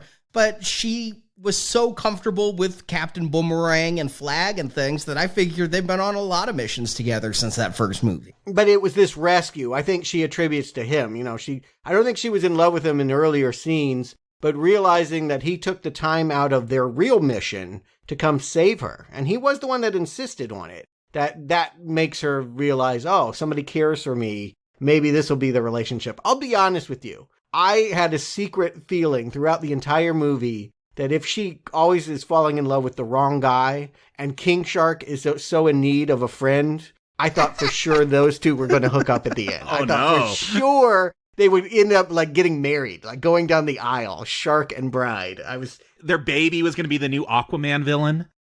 Yes, I was sure of that. So this was a real surprise that it was going to be Flag. But of course, that's to set up the idea that Flag is not going to make it through the end of this movie. Unfortunately, also with Harley, I feel like her best jokes were in the trailer. Like, I think it is really funny when they're replaying a scene from the first movie. They're talking to Thinker right before the mission into Jotunheim. We're still an hour away from the end of the damn movie. I know. But they're about to break into Jotunheim, and they're like, if you double cross us, you die. And she's like, if you have vanity license plates, you die. That was funny. Hey, you know what? If you cough on someone without covering your mouth, you should die because you're probably going to kill them in this day and age. I like also if you mismatch blacks, you die, because it is really hard to match blacks. Again, all of this stuff, because it's less of her, I feel like is more effective. But yeah, could they have made this entire squad without Harley? It's weird she's top billed. I don't feel she is the star of this movie. And it's weird that they're selling it, at least in the marketing, that she is the star. Maybe that will be a disappointment for some. But if there is a star of this, who would you say it is? Idris, right? Yeah. I would think, yeah, Bloodsport's the star of this film. Yeah. Yeah, but Margot Robbie in the DC universe is the bigger name. People did love Harley Quinn enough to give her basically her own movie out of that 2016 movie that nobody appears to have that much love for. Idris, though, is our main character here. He does feel like the leader of the team. His arc is to become a leader. He kind of lets Flag take that role while Flag's around, but his arc is to go from I'm no leader, I'm no father, to a good father and a good leader. I think Idris should be top billed were it not for the fact that Harley Quinn is the biggest character in DC these days, I think. Fair enough. And they've done something, I heard dialogue, I figured you guys could fill me in. Something has happened with the communications so that Waller can still blow up their heads, but she doesn't know what they're doing or saying. She can't track them. Yeah, they have jammers, so they can't communicate out. Okay. And that's so they could have all these fights between Peacemaker and Bloodsport without her just blowing off Bloodsport's head because she doesn't know what's going on. Right. She'll end up taking a nap, and most of the crew, like back there, doesn't have any idea about how this break-in is going to go. And it largely goes successful. Like, again, it takes a while for them to rig up the place with explosives and get through the door and all of that, but that's because it's in slow motion and they got to fight in the rain and all of that. I mean, we got to see King Shark dance with the fishes, literally. And you say fight in the rain. Don't you mean Angel Splooge? Not a great line. Yeah. Again, if you're loving that kind of blue humor, it's... Watch it, James. That's going to get you canceled if you tweet that. Well, it's also going to just bore me because I feel like that shows that you don't have confidence to do anything else. Like when you get nervous, it's like a nervous tick. When you feel like it's gotten too quiet and you want to hear a laugh, you're just going to say smooge or dick or pussy or whatever. That was my criticism for the original Guardians, and I still stand by that after rewatching it a few times, was every time you had like a great little character moment, we had to hurry and cut to a joke. It just kind of backtrack on any emotions you might have felt. Like, I guess that is a thing Gunn does. Like, he's maybe not confident in these emotional moments because you don't need him a joke every time to downplay it. Right. I feel like the reason why and Jacob, I think you're in this team too, we're in a minority, but the reason why we like Guardians 2 more than Guardians 1 was he did take that risk of doing the Yondu storyline. Yeah. And giving us something that wasn't about jokes. It was about sentiment. It was about heart. Which we are not sentimental people, but if you could pull it off in a subversive way, I'm down for it. Yeah. We are now in the part of the climax where it's time to pay out all these backstories and give us that heart. This team needs to be more than, butt-cracking jokes. And we're learning, the dirty secret. Flag has made it down to the basement, seen Starro and what has become of all of these people, and learned that, if not Amanda directly, America supports and has engaged in this kind of diabolical mad scientist behavior for 30 years. I do feel like Flag should have known about the... And he's been molesting the patients or the subjects. I mean, they mentioned that too. This thinker is a sexual deviant. Oh, I didn't get that. Yeah, he said he's done whatever he wants with them. When the Starro people start talking, they're like, you tortured us. You forced yourself on us. Mm-hmm. Okay. Yes, you're right. That can mean exactly that. Quite literally. Yeah. That's how I took it. But I did feel it was weird that Flag wasn't up on all of this. Like, I felt like he's high enough with Task Force X. He should know America engages in black ops and crooked stuff like this. He should know. it's a weird choice that he's the innocent that feels like, I can't believe this is my America. Like, I guess there was no one else to play that role. They're all villains. They're all criminals. There is no innocent on this team. He's the closest to it. He's just a soldier. But his naivete is a little hard to fathom here. And the fact that he's so quick to turn and be like, I'm going to take this disk drive full of this information I'm supposed to wipe. It's what gets him killed, because Peacemaker is going to ensure that it does get destroyed. And also, maybe this could go to Ratcatcher too. She'd be naive enough, but you don't want to kill her. Yeah. What is her crime? Like, she definitely doesn't fit into this maximum security prison image. She would use rats to, like, steal jewelry and stuff so they could survive on the streets. Okay. The worst of the worst. Again, we were supposed to think of this Belle Rev prison as being like that Con Air place. You know what I mean? Like, the very worst people. I mean, I feel like Ratcatcher 2 fits in with Con Air. Like, those are the same film. Really? There's something very, very innocent and Nickelodeon show about her. But you're right. She does have an innocent quality, and she will get the disk drive after Flag gets stabbed. She sees the battle go down. We have a big fight throwdown between Peacemaker, Flag. For a while, it looks like Flag has the upper hand, gets the big guy down. You think he's going to choke him out. And then he gets stabbed with a shard in the heart. They even extreme close-up cut to the heart being stabbed. Yes. This is no mistake. This guy is not coming back in a sequel. Flag is dead. I was a little bit shocked by that. I was shocked that you kept bringing these people back to kill them. But it did make me think of G.I. Joe Retaliation, where they did the exact same thing with basically Channing Tatum and the rest of the cast of that first movie. Just bring them back to kill them and move on. I feel like they're getting rid of everything about 2016 except Harley. You know, that the idea is that, like, he's the last remnants of that old team other than Harley, who's her own thing. And Waller. You can't get rid of Waller and still have a Suicide Squad. Yeah, Waller's the villain. Again, that gets back to the idea that she's truly the bad guy in any scenario they're going into. Sure, they might fight some grapes or an enchantress or a starfish, but ultimately, I do feel like Waller, the oppression that America has dirty secrets and is going to make dirty people cover them up so that they can continue to look heroic, is, again, what this series should be about, and why Waller is, I don't see her as a team player. And again, she will eventually try to turn on this team and blow them all up when they don't follow her to the letter. But we're getting ahead of ourselves. I'll give Gunn this with the visual style. You can get really bored seeing people punch each other on screen. I like that, like, half of the Peacemaker Flag fight was filmed in the reflection of Peacemaker's helmet. Mm-hmm. I mean, when you got a helmet like that, you got to show it. Yeah, and, you know, he sees it as a symbol of freedom. They use that helmet almost as a way of signaling early that this guy is a douche, that we shouldn't like Peacemaker.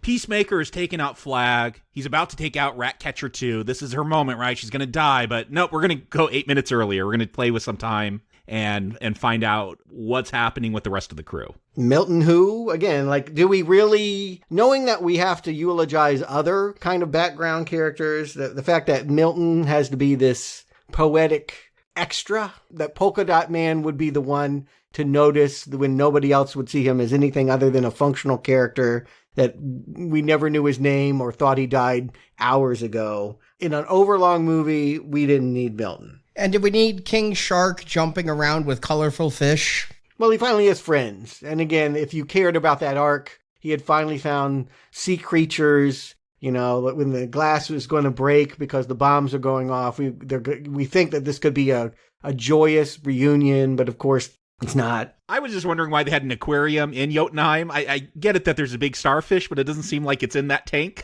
Maybe they got to grow food for it.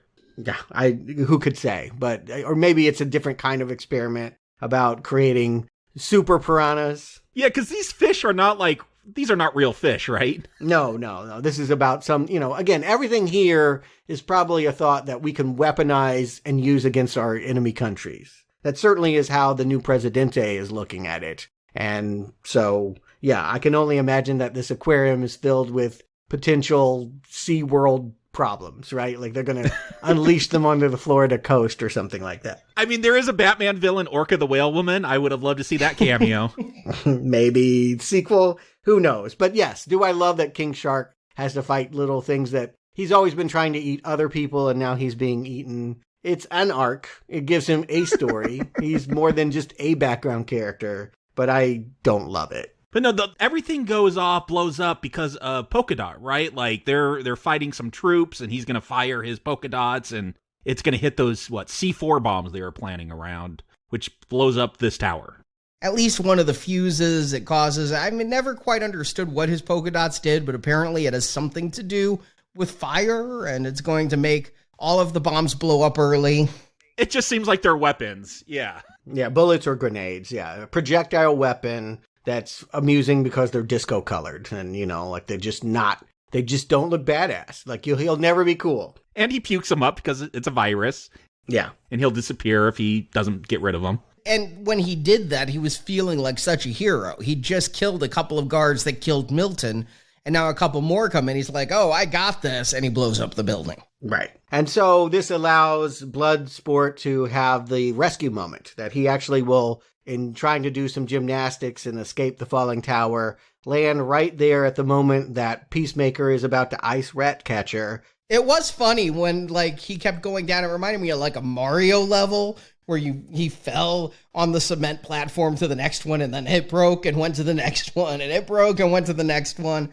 And finally he's facing off with, he just sees Peacemaker is about to kill Ratcatcher, and that's all he needs to know. And there was some dialogue earlier when we saw them storming the, rebel fort and the way that they battled. I don't think it was clear that Peacemaker had won that, but there was the feeling that bigger is better. Because Peacemaker had bigger bullets, that meant that he was a bigger badass. And here, because he has bigger bullets, they can actually be pierced by the smaller bullets that we see in slow motion, that Bloodsport's little bullet just destroys Peacemaker's bullet, and then presumably, although the end credits stinger will say something else, we would think that Peacemaker is dead.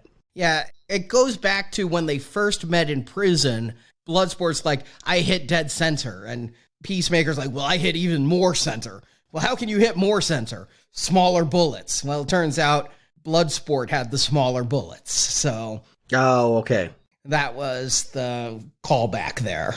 I see. Okay, so Peacemaker actually was saying he had the smaller bullets, and it was more center. Okay, whatever. I mean, I don't need to overly dissect what's a throwaway joke. I feel like I'm overanalyzing here. The point is that these two turned rivals. It was a showdown, and in the end, the person that we liked took out the person that, I don't know, maybe people had some residual love for John Cena. Maybe they thought he was funny here, but he had been seeming more and more menacing. And certainly the fact that he wanted to protect Amanda Waller's dirty secrets made him a villain in my mind. I'm glad he's dead. Agreed.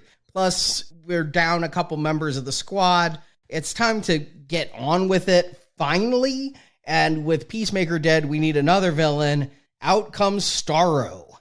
Yeah, I mean, I knew Starro was coming because I saw the trailer. The weird thing was, again, because I was thinking of more modern movie structure, I'm like, oh yeah, Starro's going to be like the halfway villain. And then there's going to be something bigger. No, this is the main villain here. I must not have seen many trailers because I had no idea about any Starfish other than the joke that Cena thought it was butthole. But I did not know. You did not expect a giant starfish at the end? Well, once they introduced the idea of the NASA footage, and we saw them face hugger a bunch of people, I knew this was a problem. But it's also a joke on how all these comic book movies end. We've always laughed about how the big monster has to be, it's not a climax until your villain turns supersized and is storming like a kaiju down a city street. And this might seem like a joke to you, Stuart, but look, Starro's kind of a joke to me too. But I've read the comics. I know this is the Justice League. The first villain they ever fought was Starro the Conqueror. Like, there is some, I guess, legacy feels for this character because he has a history. All right. Go you. If that's living in that world that long, you finally get to see them. For all you Starro fans, yeah. Doing a back catalog villain. Yeah. Real deep cut on that one. Again, I think the point is that it's the last thing you would think would be threatening, kind of like the Stay Puft Marshmallow Man. And now here it is, storming down the streets, and all these people are dead. The reason why we can celebrate the Suicide Squad killing all these people with starfish on their faces is because once it lands on you, you're already a corpse. You're essentially a zombie. And it started with the Thinker. It got its revenge for being experimented on for 30 years by ripping him apart and throwing him so hard he splats like a bug on a windshield. Again, more James Gunn overgore, dare I say? Like, he just extra splatter for splatter's sake. I don't know. It's R-rated. Go for it. Like, again, I don't want a realistic R-rated superhero movie. Like, yeah, make it a cartoon, but extra gore, trauma gore. I mean, but at the same time, it's all about timing, right? If this movie had come out pre-Guardians, we would have been blown away. Yeah. Oh, yeah. The fact that we're now, almost 10 years beyond Guardians, this is kind of passé, frankly. It's Deadpool. And DC never would have made it before Guardians. Marvel took the risk and paved the way. Right. Yeah. Yes, it seems like, you could argue Fox, too, with Deadpool. They were the first R-rated comic book comedy. That was Blade, sir, but I know what you're saying. Yeah, right. And this is how Waller, I guess, gets back into the fray, because Starro's going to knock out all those communication blockers. So Waller's telling him, hey, you did your mission. You destroyed the data. Just get out of there. But I am shocked. The biggest surprise to me is that not that Peacemaker shows up at the end, but that her lackeys show up at the end. Because I figure you knock out Amanda the Wall Waller, you don't get fired. You get dead. Yeah, Flo Crawley is this woman's name. I don't know if that is going to turn into a superhero later, if that's a setup for something. But Flo Crawley at least wins, like, the office pool. Like, everyone's happy to see her take out the boss, and they can actually assist this Suicide Squad in saving this island, rather than just say, oh, good, we're not responsible for what happens next. America's involvement has been erased, and let's leave. Yeah, this is the scene I really love Viola Davis for, is when she is screaming at them to not go back and not try to stop Starro. She is giving a powerful performance there that could have fallen flat. That much shouting could be almost a self-parody. No, she makes me believe she's going to kill all these fuckers. Yeah, this is the first time that Amanda Waller has been as cool as you've told me she is, Jacob, in those comic books. Yeah, I know, I agree. Like, she finally gets her moment. But all of these moments don't land. I do feel like it's ultimately, you could say Harley has the kill shot with the javelin. You could make the case that Polka Dot Man brings the tears. But I feel like it's Ratcatcher's movie. Yeah, and I just want to call out, at least in the comics, one of Polka Dot's dots was a portal that he could transport the truth. So I wouldn't be surprised if he shows up alive at some point. Like, he didn't really get smashed. We didn't see a body when he gets smashed. We see a piece of cloth, that's it. Yeah, it is possible, I suppose. But, his mom tried to make him a superhero. We never quite know what made him a supervillain.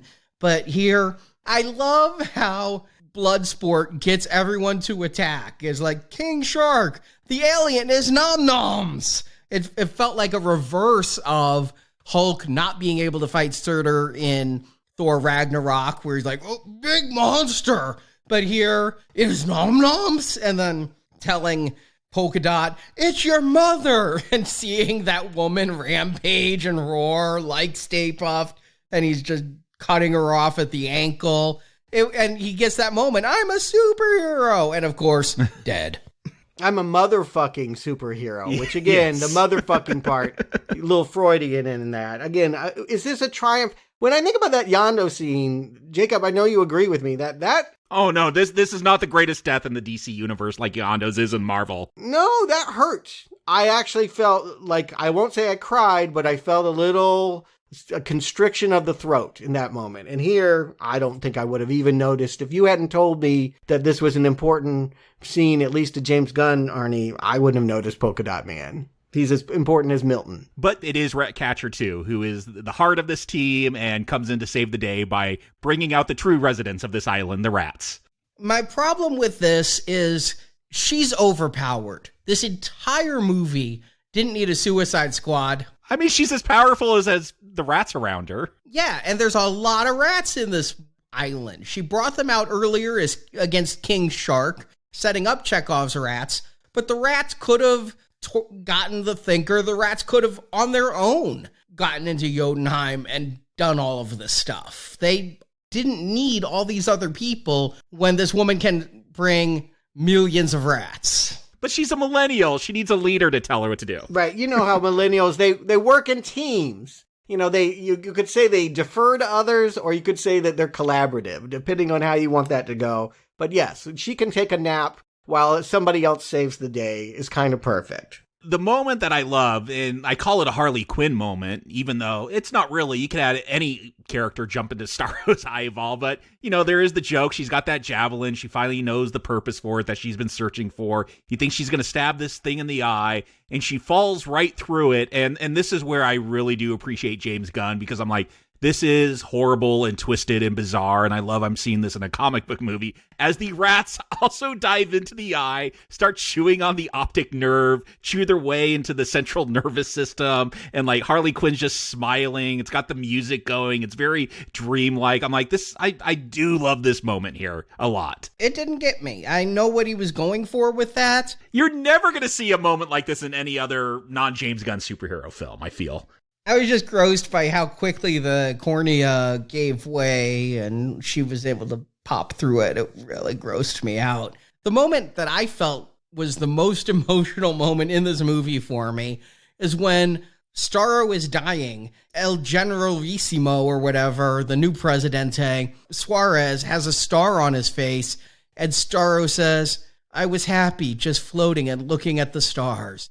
And you realize Starro didn't want any of this. Starro was kidnapped. No. He was experimented on. He was tortured. I mean, he was just happy to float around in space until American astronauts was like, we're taking this shit back to Earth. Well, at some point he did connect with them and overtake their minds. But yeah, I get what they're going after here, is that, again, in the James Gunn world, there are no villains. There's just misunderstood misfits who can be pushed into good or bad situations. And I'm not crying for Starro, but I agree he is given some kind of humanizing death here. Yeah, and going back to the humanization, Gunn does that again with Ratcatcher, with another flashback here to just punctuate the whole scene. This was the moment I realized it was Taika Waititi. Before this, you'd seen the father in from angles and things, but when he finally is talking about how rats are the noblest creatures because if rats can have a purpose, so can we. It's like, oh, you got Taika. He's having a big summer between this movie and Free Guy next week. Yeah, I thought it was a little overstated. Like, did it have to be said out loud? But, I mean, maybe you do want to go big. I do feel like it's a funny Disney moment in this. Like, look, this isn't a great, violent, crude, this isn't totally subversive because we've seen James Gunn do a lot of this stuff before, but I thought it was slightly humorous seeing this very Disney moment in this kind of film at this point. Yeah, I agree. I don't want to overanalyze anything here. It all passes by, and it's kind of over the top. It's kind of ridiculous and funny, stupid and cool at the same time. And it's pretty much over really quickly. Once Starro goes down, Bloodsport is blackmailing for all of their freedom. That tape will not go out. He says, even though Flag died for this to go out, it's better to have leverage than to have transparency. Let me try to understand this. That means they're not going back into the Louisiana prison. They will never be put in the cells. That this chopper picking them up is going to take them back to their various homes or wherever they want to go. That's how I took it. Yeah. Okay. Interesting. That if they make a sequel, it won't begin with the prison, or they'll have totally different characters. Or Bloodsport will have gotten arrested again. I feel like he's the one you bring back. Right. And Weasel. And Weasel. Yes, please give me more Weasel. The Weasel is the early credit scene, late credit scene. We see the B players plus John Cena, who will continue into a TV series, I think. We can't get Viola Davis, so we're going to have these people who supposedly work for Viola Davis and are available. Amelia Harcourt and John Economos. I don't know, again, if Jacob, that means anything to comic book fans or whether they're just nameless Joes. Yeah, I know Flo Crawley, she was a character in the Suicide Squads that worked, behind the scenes with Amanda Waller. These might be those kind of characters too. They're not names that stand out to me. Okay, yeah, they're not going to turn into some aquatic monster. Well, who knows, right? Who knows what they're going to do in this series. Amelia Harcourt is James Gunn's girlfriend. They've lived together for a decade. I think common law wife at this point. Okay. You mean the actress playing Amelia or the... Yeah, the actress playing Amelia, Jennifer Holland. Keeping the wife employed. Apparently, though, this happened, this movie was supposed to come out in 2020, and there had been talk about a TV spinoff series for this, and in his downtime during COVID. James Gunn, nobody asked him to. He just wrote a season of a Peacemaker TV series, and then HBO Max came to him and said, who do you think could get a spin-off TV series? He's like, I have 8 episodes already written, and he directed 5 of them, and he's hoping for season 2. So he's heavily involved with this Peacemaker series. Yes. Then we will discuss it when they do the Suicide Squad sequel in 3 years.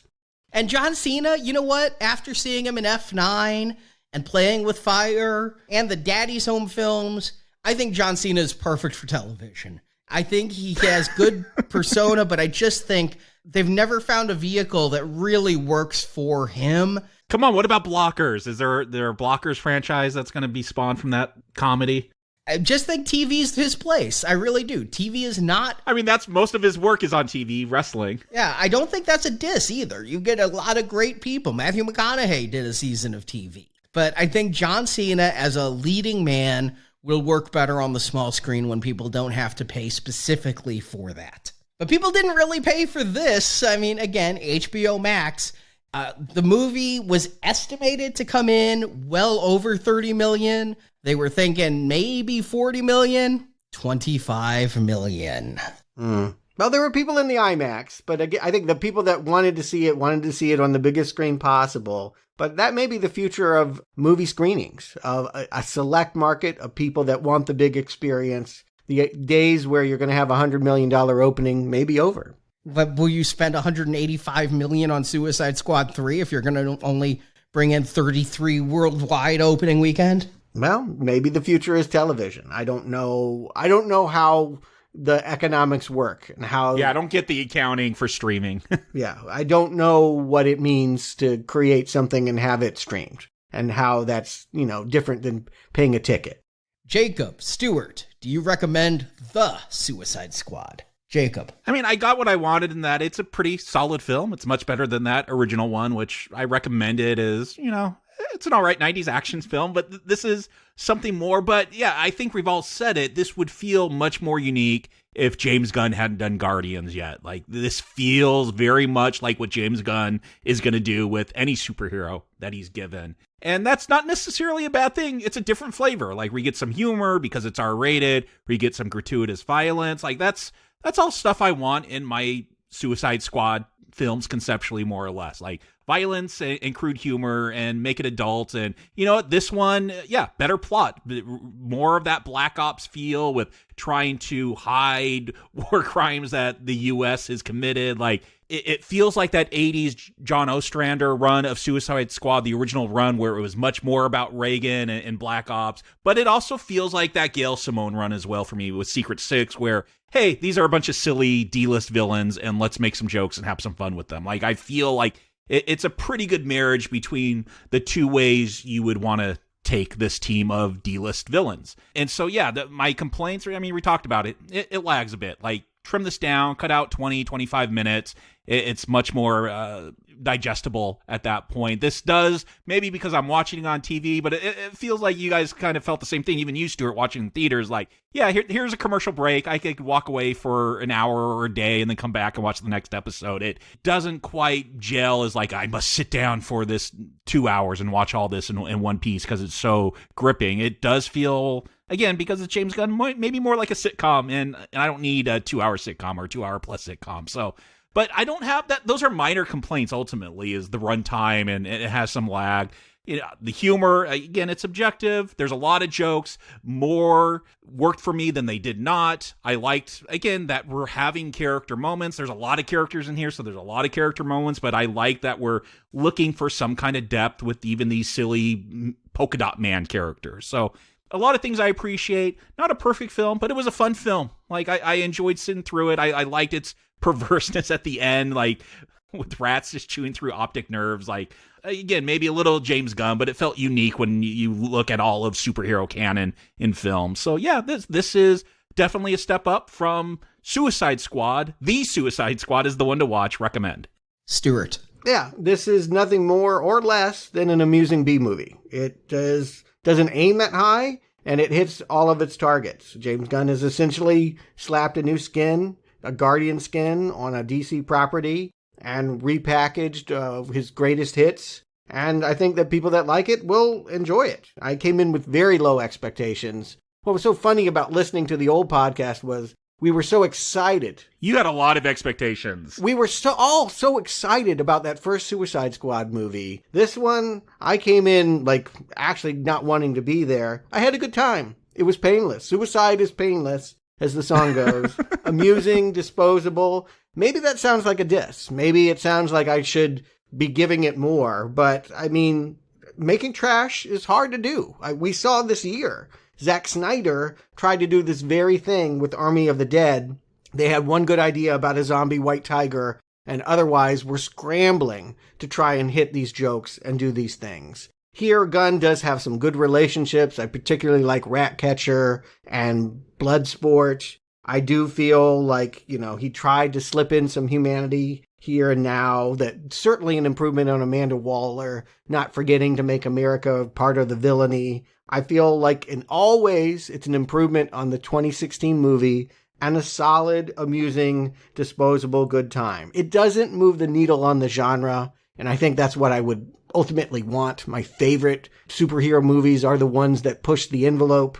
This one, it feels like it's a part of something that used to be subversive, but isn't anymore. Season 8 of The Simpsons. You're still laughing, but it doesn't have the shock value that it once did. So that's a recommend. You finally recommend a Harley Quinn movie. Yeah, I didn't, you know what? I don't think of this as a Harley Quinn movie, but you're right. This is the first time of the 3 that I have said unqualified, go see it. And this is the first time of the 3 that's getting 3 Green Arrows.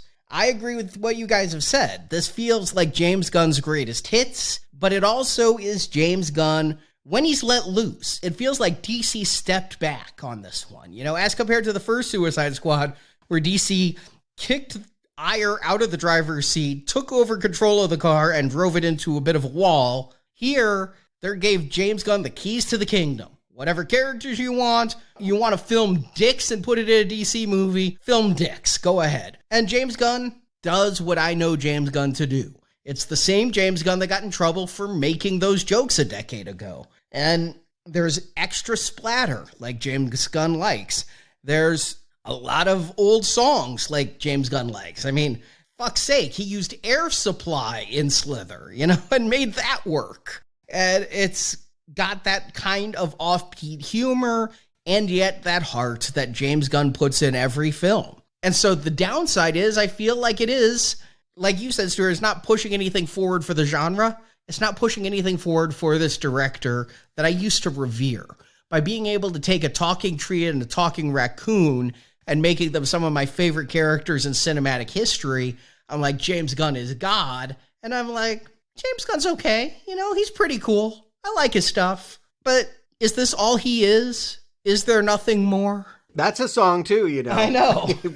We should be singing that one. Is that all there is? I don't know. Arnie, I'm curious. You went into this telling us off air you thought that this was going to be hands down the best DC movie in the entire extended universe. Did it hit that mark? Is it better than Shazam for you? That's the thing, is I give both of those 4 stars on Letterboxd. Photo finish between this and Shazam as the best of the 10 movies in the DC Extended Universe. 11 if you count the recut Justice League on its own. Okay, so at the top. Shazam is just still more coherent and doesn't feel like it drags the way it does, but this is really close to the best of the DC movies. And its biggest problem is its running time. And like you, Jacob, watching it at home, and the first time, like you're wont to do, it came on Thursday night, and I didn't expect that. I was so excited. I'm like, yes, I can watch it with the people in the theater. I thought I'd have to wait until Friday. But I paused it a couple of times because I hadn't expected to just sit down for 2 hours. And I'm like, were my breaks too long? Did I stretch this out and it felt too long? No, watching it the second time, just sitting there, no distractions, me and the movie, it's too long. And it doesn't go new places. But it's a really good movie that I enjoyed and can give a wholehearted recommend to. I agree with you that it ranks right there with Shazam for me. I still think Wonder Woman is the highlight. But I agree, like the ones that I've liked most have pushed the envelope a little bit more. But the ones that have been solid performers are the ones that are just content on being silly B-movie fun. Suicide Squad and this new one and Shazam know what they are and don't try to be more and are probably good enough to just be a good time. A lot of where DC has gotten into trouble and why they have so middling movies is they have these pretensions for greatness they can't achieve. And so you just wind up with most of their catalog. There's not much difference between Man of Steel and Batman v Superman and Justice League and Birds of Prey and Suicide Squad. The only truly bad ones, I think, are Wonder Woman 1984 and Aquaman. Those are just bad movies. My wish is to never see that one again. Oh, but we're getting a sequel. But no, I agree. I put this up probably just because it's more adults and Shazam is so kiddie. I'd probably watch this one before Shazam. But yeah, Wonder Woman's still at the top for me. And then this one and Shazam, those are ranked very closely to each other. And then all the rest is kind of, even though I've recommended some of that other stuff, it's all kind of mud. It just all blurs together. And good things in there, but not good movies overall. That's what I'm seeing a lot of. They need, if there's one thing I wish for DC, is that they allow their directors to be complete in their vision. Don't try to undercut them. Don't insist on inserting other things. Let them give you the full flavor of whatever they're going after and let it stand on its own. Because when you try to muddy it up and throw other elements in there, you end up with a real unruly stew. Let's just face it, though. I mean, they tried to force the Marvel model on DC and say, we need team films. We need the billion-dollar team films like Marvel had with the Avengers. And now they're kind of just hands off. Let's just bring in some good people to make good movies that sound good. We're not going to have Ben Affleck in our Batman movie. We're going to bring in that guy from Twilight. And I mean, that guy, Robert Pattinson's great. Probably better than Ben Affleck. Yeah, and he's more than the guy from Twilight. If he were, I probably would be worried. But Robert Pattinson... I literally just blanked on his name. I know he's done really good stuff. I liked him well enough in Tenet. I just blanked on his name, and that was the thing I went to, is who's that guy? No, but I do think that is the popular perception of him. But yeah, I think people will be surprised. He will have to overcome that. He will have to prove to people he's not just the sad sack vampire from Twilight. As he plays a guy dressed as a giant bat. One of 5 DC movies coming out next year. There's 5? We're done for this year. No more DC, but 5 theatrical films, starting with The Batman next March. And then we get what probably is going to be their very worst film. Aquaman 2? There's no saving this concept. No. DC League of Super Pets is something coming in May. Oh, that's not real. It's real. Count. It doesn't count, though. It's animated. You say it doesn't count. We might talk about it, but... I'm paying $15 to see it in IMAX. It counts. But that is not DCEU. But yeah, that's going to be garbage. I agree. All right, 4 DC films. We'll not count it then. Next summer, we get Black Adam, which I know nothing about other than it's The Rock. Sequel to Shazam. Okay. No, Shazam 2 is different than Black Adam, isn't it? Okay, but Black Adam is tied into Shazam. It's an earlier version of Shazam. Then at Thanksgiving, we get a Flash solo movie. That's the multiverse. That's the one people are excited for because of Michael Keaton. Michael Keaton, Ben Affleck. And then at Christmas, we get Aquaman 2. Amber Heard, DC will not listen to the